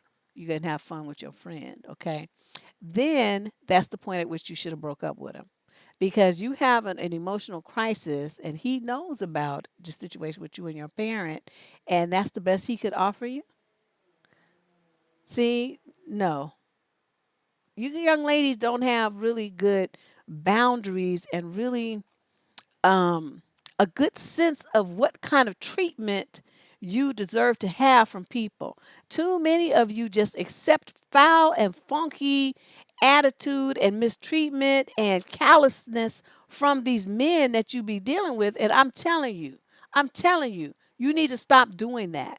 Okay, this was a no right there. As soon as he didn't come to you, and he want to stay there and drink and have you come there so he can continue having a good time, that's when you were supposed to break up with him. Okay, but you didn't do that, so you went down there. Then he's going to clown you and talk about something, your most vulnerable thing, not only just like casual conversation in front of this dude. When you already in an emotional state of upset, he going to rub salt in your wounds. Again, that's when you were supposed to get up, walk out the door, and break up with him. Instead, you start answering the questions. You horrified. That's why I told you guys I have a video on this channel about why you should never tell men this kind of personal stuff about yourself. Y'all steady running your goddamn mouths telling these men all your most vulnerable, painful things. I keep telling you, keep your mouth shut. They don't ever need to know. The only person that you should be telling that to is your shrink. Okay? Not no motherfucker that you fucking. You don't never tell them all those kind of stuff. I don't know what happens. Y'all get an orgasm and you lose your goddamn minds. Your mouth becomes just like loose and you be telling everything. Just so stupid. Really, that's really a dumb thing to do. Don't tell motherfuckers shit. Okay, don't need to know. They wasn't there when it happened. They wasn't in your life. They ain't family. They didn't witness it. They don't have nothing to do with it. It was in the past. That's where it needs to stay. You talk about it with your shrink. And that's the only person who should know. You could tell me, of course, but but no, I don't tell people's business. Man, if people knew all the stuff I knew, but I don't be telling people's business. What if you tell me it stops here? This is where it stays. But yeah, they always tell it. They always use it against you in a moment where you're the most vulnerable because they want to attack you. They just can't help it. It's like a snake. That snake might be you think it's your best friend and loves you to death, but at one point that motherfucker's gonna bite you because that's what snakes do. They bite people. And you think the snake's not gonna bite you. It's going to bite you. It's just a matter of when. So that's why you don't never tell them nothing. Then you began to feel uncomfortable. He asked you about your money and what you charge for different things. Why would he need to know that? Again, get up, walk away from the table. You have the right to do all of that. And you never did do it. You never took off. Going dancing, you just had an emotional trauma. Why would you be going dancing? You needed to go home and think about your life. Get your affairs in order. Get your mind right. And I don't know what a mosh pit is, but whatever. Um, and he was mad because you slapped him. He needed to get like dynamited. That's what he needed, like a stick of dynamite shoved down his throat, lit. That's what he needed. You went to him with confidence, ended up alone in the street at 4 a.m. He doesn't want to see you again. That's good. You know what? He's not a good guy. He's not a good man. His friend's a pig. He's a pig. These are losers all the way around. I do want to support you though in finding another type of work. Even if you work at like if you're doing that kind of stuff, you must look pretty, or you know how to make yourself look presentable. So like getting a job at like Macy's or somewhere where they have them jobs where you sell cosmetics or something, you get a commission or whatever. You got to put on makeup and all that stuff. See, people will come to you because they see you know what you're doing and you can make a lot of money. So you look at a situation like that, or work at MAC Cosmetics or something like that, where you can put your other skills to use and make some money, and not be having to be bothered with men ogling you and talking crazy about you like this. Ooh, Lord have mercy. Ooh. Yeah, I'm telling you, Lady Boss, see, that's what I'm thinking about. I'll be like, where can I get some dynamite right quick? So I can stick it up his ass. Oh my God. Question number 15 of 21 questions tonight. We got 21 questions. We only number 15. I'm talking slow tonight, or these questions are long, or something's going on because I'm way behind what I usually am. Female, 26 to 29 from New Jersey. My boyfriend says I bring on arguments too suddenly and in moments where we are having a good time, but I'm not sure what to do because I cannot reasonably always have a good time. Today we're going to his place to cook together, and since I had very little sleep over the last 2 days, I asked if we could stop by a coffee shop real quick so I could buy some coffee. I really wanted a specific drink, a cold brew coffee or a specialty ice drink, because the acid from hot coffee makes me have heartburn. He said we already took too much time shopping for food, and there was a time crunch, and we had to go. I said it would only be a minute. There's no line, and he said we could make me coffee at his house. So I said, okay. We walk more and get to his house, he tells me he's not making me the coffee because he doesn't want to start a new pot. And instead, I can use the coffee machine in his apartment complex. This machine eats quarters and give you bad hot coffee. I told him I didn't want this because I explicitly agreed to high quality coffee he said he would make for me. Also, I make him coffee all the time. He started arguing, asking how much coffee actually worth, and that I would be overpaying at the coffee shop anyway. And I'm upset because he didn't want to know the reason I wanted for a specific coffee. Eventually, we get to his house and he's a bit snarky, but he does make the coffee. I thank him. His roommate walks in after some friendly conversation, tells him I was just mad at him today, airing dirty laundry just like that. Wow, little bitch. I then tell his roommate exactly why I was mad, and I think realizing that his roommate kind of agreed with me, my boyfriend cut me off and changed the topic. I texted him about 3 hours ago, thanking him for making me coffee, and asked him if he could please be less pushy. He says he doesn't understand, and I said that I didn't like how he had demanded I do X instead of Y. He hasn't responded, but has been online. I'm really anxious because I don't want to start a fight, and he's going to say that I want to start a fight, that I'm ruining a good moment. I also am now doubting whether I'm in the wrong or the right, or if I'm obsessing over something minor. He's kind of pushy about a lot of things. I just feel really gross right now. I cannot believe we had a big fight over coffee. Your fight wasn't about coffee, it's about control. He wanted to control the situation. And he didn't want to give you what you wanted or to do what you wanted. That's what fight is about. It's not about coffee. You think it's that. He wanted you to have what he wanted you to have, not what you wanted. That's the part you don't get. And so this guy right here is a fucking asshole. If you don't break up with him, this is your life. Everything that you want to do, everything that you like, every choice that you make is going to come under pressure to be what he wants you to have and what he wants you to do instead of what you want. And I understand about the hot coffee and, the burning in the stomach and stuff. I'm supposed to not be drinking so much coffee myself, but I love it. And so I just suffer the consequences. But, there's a big difference between the really nice quality coffee that you get at a coffee shop and some swill that you get out of a machine for a quarter. But see, he didn't give a fuck if that's what, you wanted. He wanted to give you what he wanted you to have, which was trash. So you sitting up here worried about the wrong thing. You worried about, if you, what did you say? Obsessing over something minor, if you right or wrong and all this stuff. No, what you need to understand is you have a control freak asshole as a boyfriend. You need to get rid of him. The sooner you get rid of him, the better and more peaceful your life will be. Because this guy is no joke. All he's going to do is drag you down because something's wrong with him. There's no way in this world. I would have got out the car, said, pull over and let me get out the car. Are you guys walking down the street or whatever?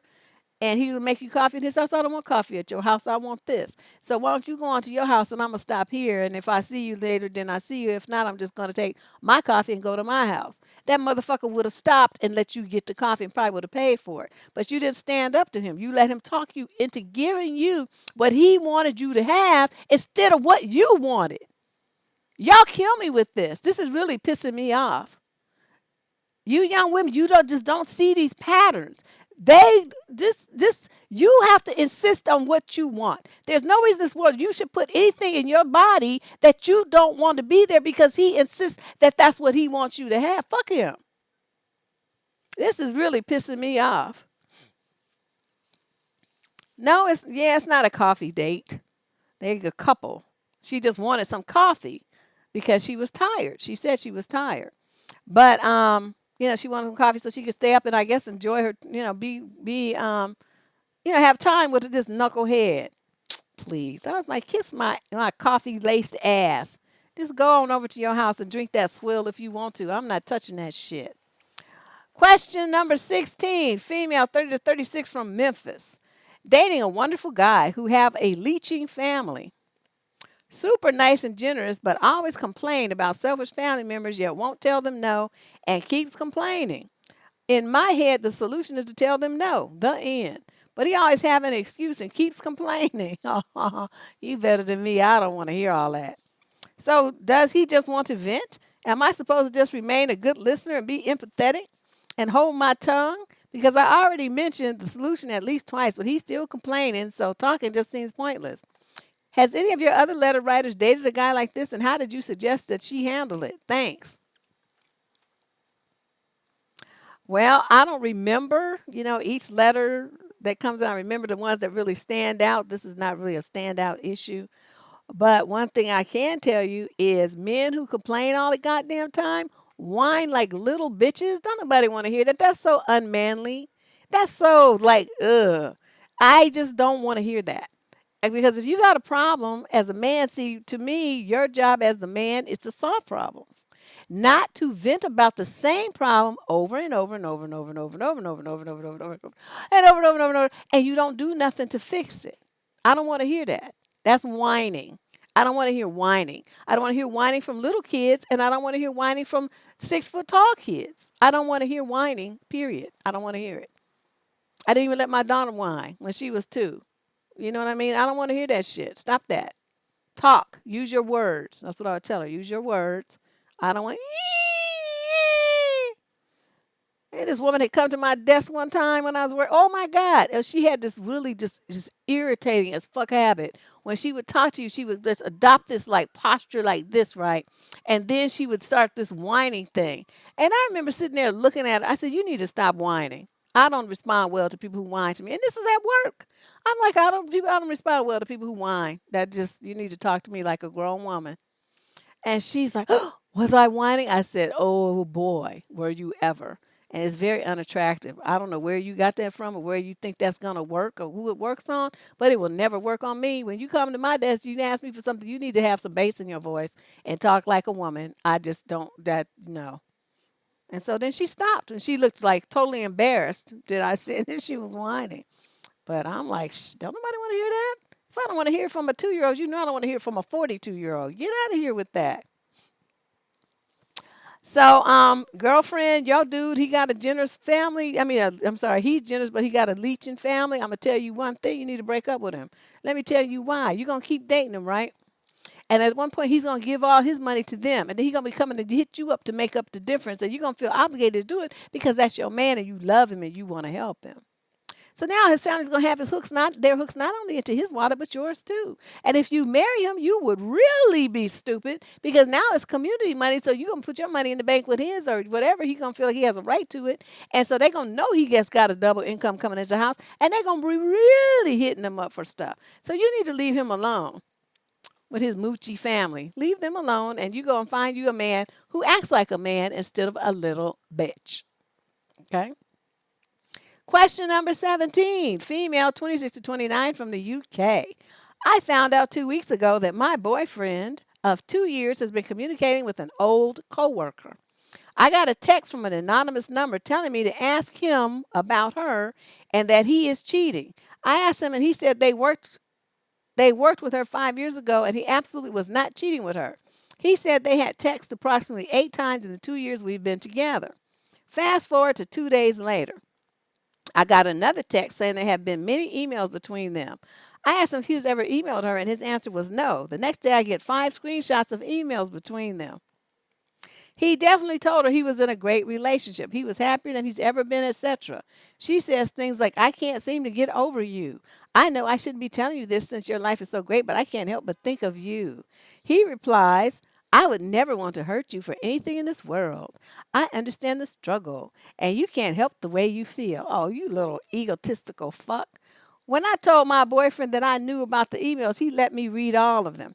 There was no indication of cheating or them even seeing each other in person. However, his words to her were encouraging and he was definitely entertaining her feeling.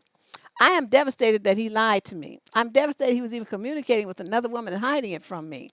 I have no doubt that he loves me, and I don't believe for 1 second that he cheated on me or had any intention of doing so. He only spoke highly of me, and it was clear that he was in a relationship and unavailable. But his words were reckless and stupid, and he should have cut it off immediately when he found out that she had feelings for him. I am so angry, and she put that in caps. Somehow, I still trust him. I truly love him. Ooh.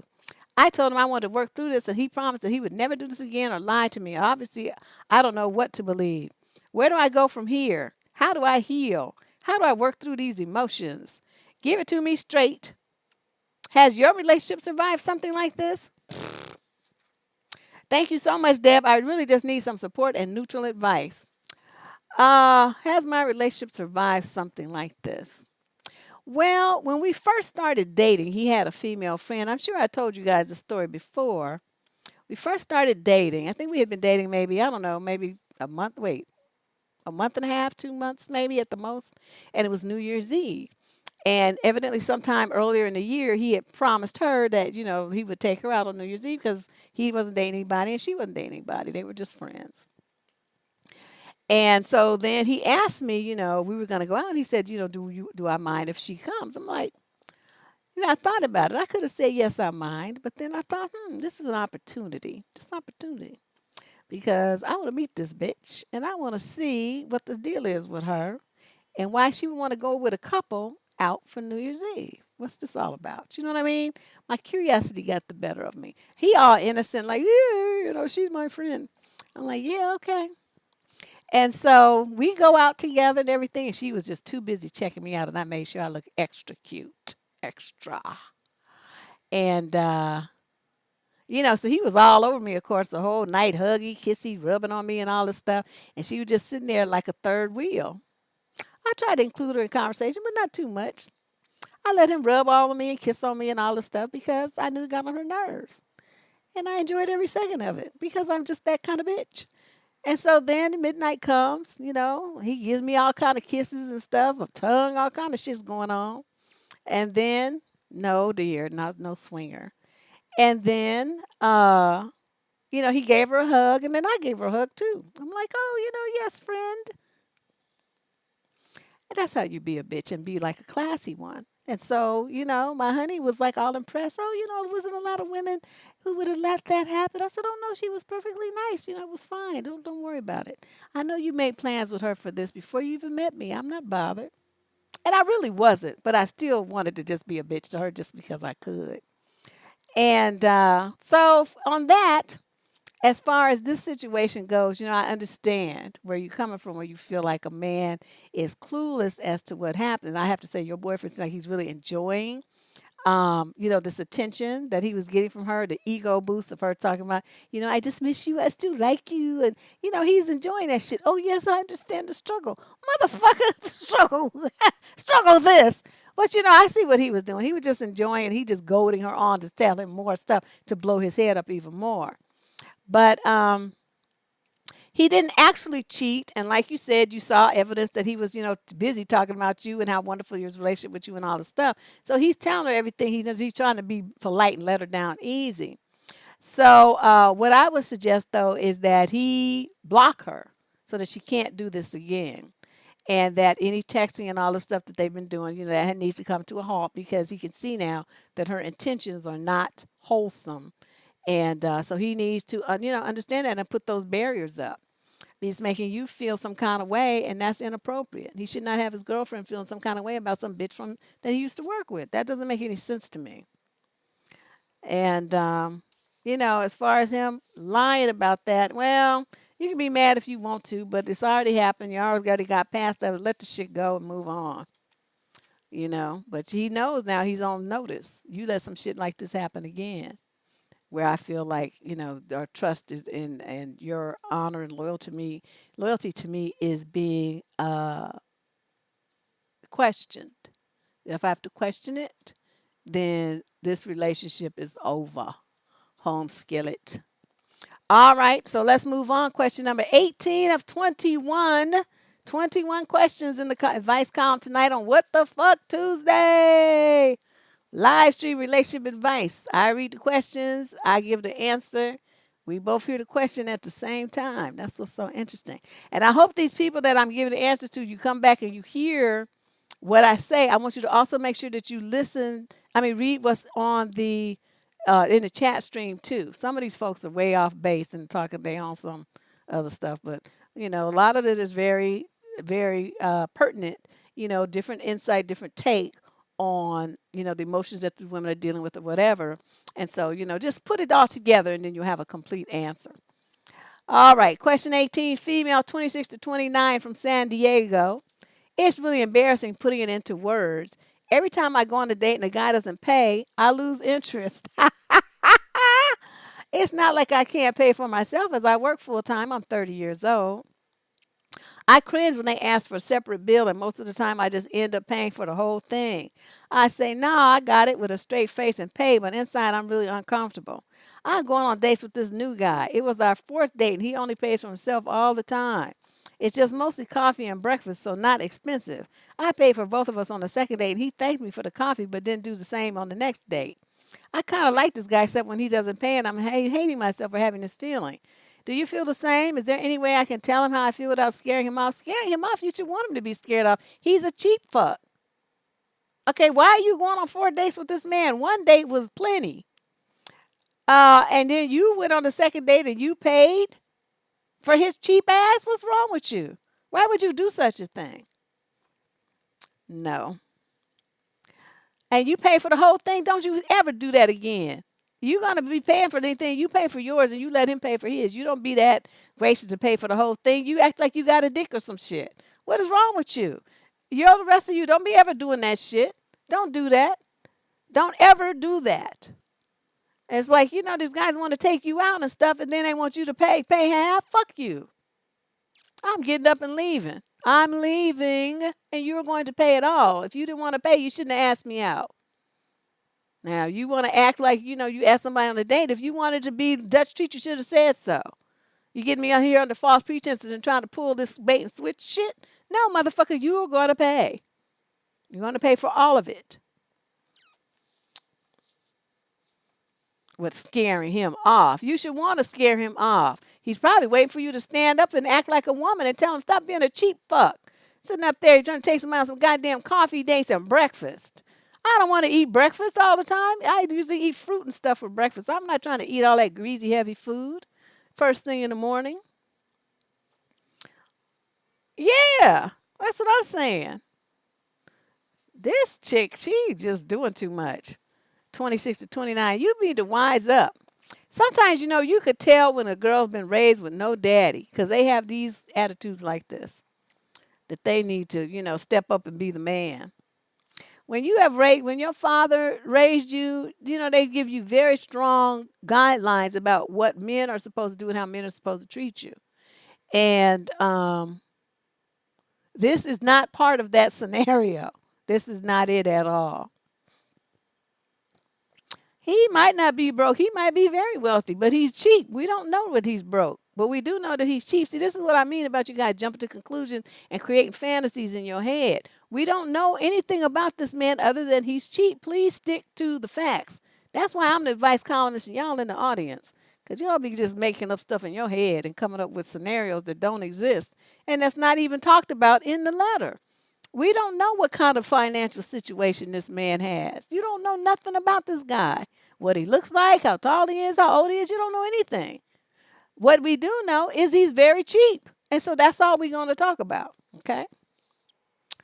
Move on. Question number 19. This is from a female, 26 to 29, from Montreal, Canada. I got a new baby coming. I'm dreading the in-laws coming. Last time they were very demanding. Got annoyed when I needed to nurse and wanted privacy. Got angry when they were asked to give space for home visiting doctors, etc. What? They refused to leave the hospital cubicle when I wanted privacy nursing a day after the baby was born. Forced me to take pictures when I didn't want to or feel ready by simply saying, you will. And then, what? Circulated photos of me looking raw without my top buttons done up. Where's your fucking husband? It goes on and on. Am I being unreasonable to feel totally stressed about them turning up and harassing me again when this baby's born? I feel like I'm making a plan, like going to my mother straight after the baby's born just to avoid them trying to be in my face all day. They don't even want to help. They just want to establish their authority. Last time they brought some cousins of my husband's around every time they visited. I was expected to hand the baby around, despite the cousins having very little to do with my husband or me. Am I being unreasonable to establish a plan of when or how they visit and not wanting them hanging around for hours on end? It makes me so upset when the baby is hungry and they get annoyed. They let it cry but won't give the baby back to me. Oh, you need to. Oh, is that it? Girl, let me tell you how this needs to go. I don't know. 26 to 29. Okay, so you young. And you probably thinking that you have to, be conciliatory to them because they're your in-laws and stuff. Please. That's your goddamn baby. Nobody's coochie stretched out. Nobody got stretch marks. Nobody's in pain. the nursing the baby, going through all that drama, that's you. Okay, that's you, that's your baby, and nobody tells you shit what to do with your child. You supposed to get your ass up, go over there to where they have your baby and snatch it out of here and tell them to get the fuck out of my house. When my baby is hungry, that takes priority over any of you motherfuckers and your feelings. Get the fuck out. Don't come back until I invite you. You getting on my nerves and you touching my baby too much anyway with your cootie ass nasty hands. Newborn babies don't need to be around all them different people. That's just too much. The baby hasn't even had a chance to develop its immune system yet. And you got all these diseased, coughing ass, nasty, unwashed hand, digging in their ass motherfuckers around your baby touching it. No. Ooh, I tell you, I was a fool when my daughter was born. I don't want nobody in the house. My mother, I stayed at my mother's house. Stayed at my mother's house for a week. And dared them to come up in there. Ain't nobody was trying to do all that. Shoot, even my cousins didn't want to come. So yeah, if that's the solution for you, if your mother will run interference and help protect you because you don't seem to be able to do it for yourself. And I know, it's really hard. You just had a baby. Your emotions are crazy. You don't feel good. I mean, your body hurt. I can reflect on all those feelings. But I'm telling you, you the mama. Okay, your word is law. That is your child. Nobody else has nothing to say or do about your child but you. If you don't start putting your foot down now and establishing boundaries and control to protect your child is going to be a victim to somebody because you are not protecting it. You're not protecting your baby from birth. You just letting the people do what they want to do to your kid. Okay, the next thing comes, they're going to be doing other stuff to your kid. And you would have established a pattern of letting them because you not putting up no boundaries. The answer to everything that they do is no. When they show up at the door, you can't come in. I didn't invite you. You can't come. Call me next week and we'll talk about a visiting in an hour or so that you can visit. But that's not today. That's not this week. I don't want any company. There's nothing wrong with saying that. I said that to a bunch of my relatives. Yeah, I know. She said her husband is a weak and ineffectual against his own family. I'd be cussing his bitch ass out. He's here. He's in the picture. They're married. She said that, they brought some cousins of the husbands around. And besides having very little to do with me and my husband. So she's married and husband's right there. But he's just being very weak when it comes to his family. He's not protecting his wife. And that's fine. I mean, not fine, but I mean, whatever. I mean, maybe he's at work or something. You know what I mean? I don't want to put too much on it because not what country, where are they from? Montreal? Sue wouldn't know. Do they have parental leave and stuff, girl, up there? Where the daddies can get what they call it, paternity leave. I don't know. Not every country or company offers that. So I mean, we don't know what the deal is. Why dude is not there? So let me not really slam him too much. But what I am saying, even if he wasn't there, when his wife told him about this, he should step up and call his relatives and tell them what for and how they need to leave his wife alone. But not giving space for the visiting doctor and letting the baby cry and she wants privacy to nurse and they don't want like they want to see her titties and shit. Motherfucker, get out. I want privacy, get out. But while you in the hospital, all you got to do is hit that buzzer and tell the nurse, I want all these people cleared out of my room. And they'll do it. And if they need to, they'll get security to do it. So you had, some built-in help right there that you didn't take advantage of. But yeah, I would go to my mama's house. That's what I would do.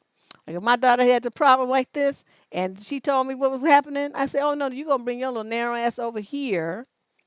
And, the husband could come and stay too. When he go to work or whatever, he can come over here afterwards. I don't have a problem with that.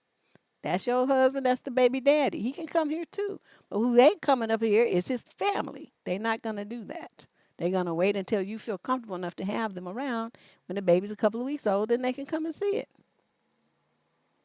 Other than that, they need to stay their ass away because they would not want to be tussling with me at my door trying to get in my house. People end up shot. But yeah, this is very unfortunate. But that's what I'm saying. You need to find your voice, find your ovaries, and start telling these people no and stop and give me my baby and get the fuck out. Practice in the mirror if you need to. All right, here we are. We're at question number 20. We got one more after this one, so 2 more questions for this week's column. Female 21 to 26. From the USA. I'd really like to have some impartial advice on this situation with my boyfriend. Earlier on in the year, I had an encounter with his ex. In this encounter, she called me claiming with him for the past 3 years. I guess claiming to be with him for the past, even living with him and other things. Basically, to make me think I was the side chick. My boyfriend proved to me that she was lying and we moved on. Over the next few months, the relationship really became rocky as my trust for him after her claims was really challenged. The reason for that was because she was initially calling me. I saved her contact to my phone so I was able to see her WhatsApp display pics and posts, and you'll soon see that she did the same. Okay, no, no, no, no, no. It seems as though he was not very bothered by her actions, is even in contact with her at times. He says that they don't speak often and aren't really friends anymore, but he keeps her at arm's length. I prefer if he doesn't have contact with her at all because I would not condone anyone who made him feel the way that she did me. He explained that she was there for him when he was in a very rough place, and I know that she's been through a lot prior to meeting me, though which through which she supported him. So I can slightly understand why he would not want to be hard on her. He had her blocked on Facebook for a while, but that unblocked her recently. Blah blah blah. The thing I'm wondering though is if I should be a little more considerate of the pain of them not being together. I'm not sure why that is, but he explained to me that she always wanted them to be together, but I guess he was never fully interested in her. Then he met me and she's pretty much out the window. No, they were not together when we met, or at least not to my knowledge. But something that was me wondering if I should be more considerate of how she feels because obviously she's not healed from whatever they went through, or the rejection maybe. Is that when we go out and take some really cute pics and he tends to worry about me posting a picture of us, which would make her upset and cause a huge fallout for us again, like he did previously when she went into this episode of trying to destroy our relationship. I just think she's psycho and don't really care if my posts upset her, as this is my relationship and she needs to move on, so it has nothing to do with her. I just don't get why he wants to protect her feelings so much. Should I be more caring and considerate about how she may feel since she obviously needs to heal? Oh no, you need to up the ante. You need to post 500 pictures a day. Every time you need to take pictures of him, you kissing him, you need to post that. You need to lick his face. Post that. Have him licking yours. Post that. Put your hand up there so he can kiss it. Post that. Take a picture of him holding your hand. Post that. Cuddling in the bed. Selfie. Post that. I would wear her bitch ass out. I would post so many pictures of stuff and say, look, bitch, aren't you jealous? Don't you wish it was you? I would wear her out. And you know why? Because I like doing stuff like that to people when they want to act stupid like this. And then I would wait to see what he had to say about it. And the second he tries to jump on you about doing that, that's when you break up with him. Because I'll tell you what that means. That means he cares more about her feelings than he does yours. And that means that she's where his heart is, it's not with you. So you need to understand that. But in the meantime, still wear her out anyway, just because for the pure fun of it. That's all I'm talking about. The pure fun of making a bitch go crazy. I'm telling you, I would wear her out. Oh my God, I would just be trying to think up opportunities, sitting on his lap watching TV, nibbling on his ear, all kind of shit. Just wearing her out, just wearing her out, just because.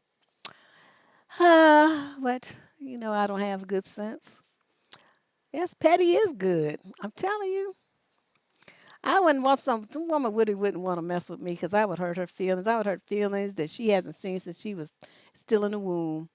I would find those and hurt those too because that's just how I am.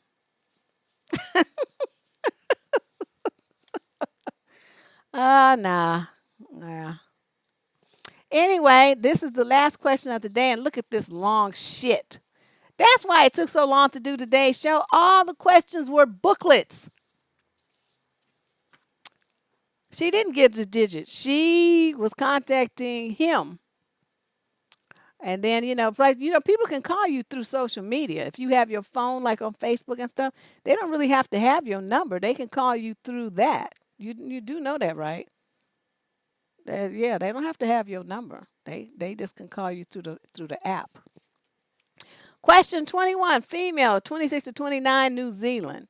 So my boyfriend and I have been together for 4 years, 5 in May, and we have a 2-year-old. We have been through ups and downs, some horrible downs. For the most part, things have been pretty good. He cooks dinner, helps around the house, and. We both have gained some weight the last 2 years and we're slowly working on eating healthier. I work 10-hour days and he works 9 to 10-hour nights, so we don't get a lot of time together. or rather the last 3 years. A little over a year ago, I randomly got curious and looked through his phone, which is super out of character for me. But I caught him sexting some random chick and sending dick pics and saying, I love you, missed you, and junk. So, of course, I confronted him. We talked and cried. And after he got over being mad for being in his phone, he realized he fucked up and crossed the line. He cried and apologized, and we were good. After some time, I let it go. Oh, no, you good. I would have never let that go. But now I've gone into his phone looking for a specific picture. I asked him a couple of times to send it to me, but he kept forgetting. So I looked for that photo and found two recent dick pics. And I did not get these sent to me by him or anything. So I looked through his phone and found he sent them to some random chick in a chat room for one of his games. And she ignored it, which was good. But I also noticed a lot of random, weird, long distance numbers listed in his recent called message section. And all the texts have been deleted. I need your opinion. Am I being paranoid or overreacting? I don't care if he chats with his gay friends, whether they're guys or girls, but I don't think dick pics should be taken or shared to random people like that. It feels kind of like betrayal and makes me start wondering if I'm not attracted to him anymore or something. But we have amazing eggplant, so I'm sure it's not that. Help, please. I love him to death, and we have a ring and an active plan for how soon, and just everything seems to be great. There's just this issue going on, and that bugs me. I'm afraid to talk to him about it because I'm afraid he would think I was snooping. But honestly, I was just looking for that picture. I just think there should be nothing to hide in a relationship, that we should all be completely honest with each other. I mean, snatched my phone out of my hand and went through it, and I'd have no issue. I have nothing to hide. Well, of course you don't, but he does. Well, all I'm gonna tell you is this: your mistake was having a baby with this motherfucker. I don't understand why y'all do shit backwards. You go to get together and you had a baby, and then you want to talk about getting a ring in the house. Why do you do things that way? See, had you done things the proper way, you would have had a chance to find out that he's some weird perverted freak, and you wouldn't have married him, nor would you have had a child by him. See? So my thing is, when you have somebody like this that's looking for these cheap thrills online, it doesn't matter how good. See, you're thinking it has to do with you. You're thinking it has to do with your sex life with your man and that he doesn't love you and all that stuff. It has nothing to do with that. Your dude is weird. That's what it means. He's weird. He's some freaky, strange pervert, and he likes sending pictures of his junk to people. Now, why he likes to do that, I can't tell you. I don't understand men who do that kind of thing. What it is that they're after, because it's just not cute. You should never want to show a picture of that to nobody. You should be happy that the woman that loves you even wants to look at it. Because really, none of them are cute. They're not. They don't look cute at all. So that's kind of a problem for me. Now, I don't know. For me, that would have been it. I see you sending bitches dick pics and stuff. We're done here. We're done. This is a wrap. It was nice knowing you. Be sure to send that child support check, and I'll check you out another time. That would have been it. Because I don't want a relationship with somebody who does things like that and who thinks stuff like that is okay. We have a different moral position. We have different value system. We have different family values. We have different relationship goals. We have different hobbies and interests. We have different ideas of what makes sense and what doesn't. We have very different ideas of decorum. There would be no reason for me to be in a relationship with somebody like that. So that would be a wrap for me. I see that have something else going on. You more focused on the ring and buying a house and all this stuff than you are the man that you would be having these things with. And I implore you to please stop thinking about being married and thinking about having a ring and thinking about buying a house and think about who this man is that you would be investing all of this into. This guy is not worth it. You've been together with him 4 years, 4.5 and a half years. Okay, 5 years in May. That's long enough. Okay, it's time to move on from this guy. He's some kind of weirdo. And when they start doing stuff like this, then the next thing you know, he's going to be wanting to tap pictures of your baby online because he's a freak. He doesn't have proper boundaries. And when you have somebody that doesn't have proper boundaries and has really weird morals and values, don't think that what I'm telling you is far-fetched because people usually escalate. They escalate their drinking, they escalate their drug use, and they escalate their use of weird images. Okay, so I'm warning you now. You need to get your baby away from him and get yourself away from him too before you end up like a mental and emotional mess. This guy ain't nothing nice. Yeah. She wasted 5 years of her life. Who knows how long he's been doing this? That's the thing that's kind of worrisome. But at least she found out. They say there's no accidents. You always find out what you're supposed to find out when you're supposed to find it out. The thing that I think is that makes it so interesting is how many women will find out the truth about their man, and then they don't want to do anything about it. They're too scared to do anything. But you found out for a reason. The universe sent some information to you so that you could be wiser and protect yourself. So you need to listen, okay? You need to listen and you need to take action in a way that's going to remove you from this situation that's going to do nothing but eviscerate you emotionally and mentally. That's what I have to say.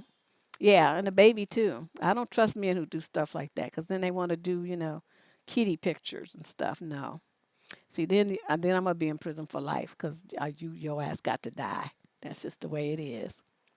But I hope you guys enjoyed this very odd. And what did we spend here? This was actually an hour and a half today. These letters were long. It was the same amount that we usually do, but the letters were very long. And Lady Boss say, I dare stay on point like a number 2 pencil. Go ahead, girl. But I just want to thank everybody for coming and sitting in with me tonight. It's a little later than we usually be here, but I'm glad that you all, seem to have a good time. We got a nice little crowd in here tonight, and you know, it's good. Now, remember, we'll be here Friday night, but remember, next week I'm taking next week off because I'm going to be writing. I want to concentrate on writing that book for the college girls. I need to get that book finished. So I've dedicated all next week to it. I'm going to get up and I'm going to work on that book from sunup to sundown every day next week until that bitch is done. And that's what I plan to do. I'm not going to do anything else. So we will have no videos next week. But you can enjoy the almost 700 that's on here. I'm sure there's plenty that you guys have not seen. So enjoy those. And then I'll be back the following week, maybe even on the following weekend with something if I finish the book in time. And but other than that, I want to thank you guys for coming. I really enjoyed having you here. You guys are great. Thank my girl, Lady Boss Bay, holding it down, and all the regulars who come through and support the channel, all my super chat donations, and all the Patreon subscribers. Thank you guys for your support. They help keep the channel going strong. Please sure to share a link or two and tell friends about the channel. I appreciate that. This is Deb Cooper from survivingdating.com signing out. I'll see you guys on Friday night. Bye-bye.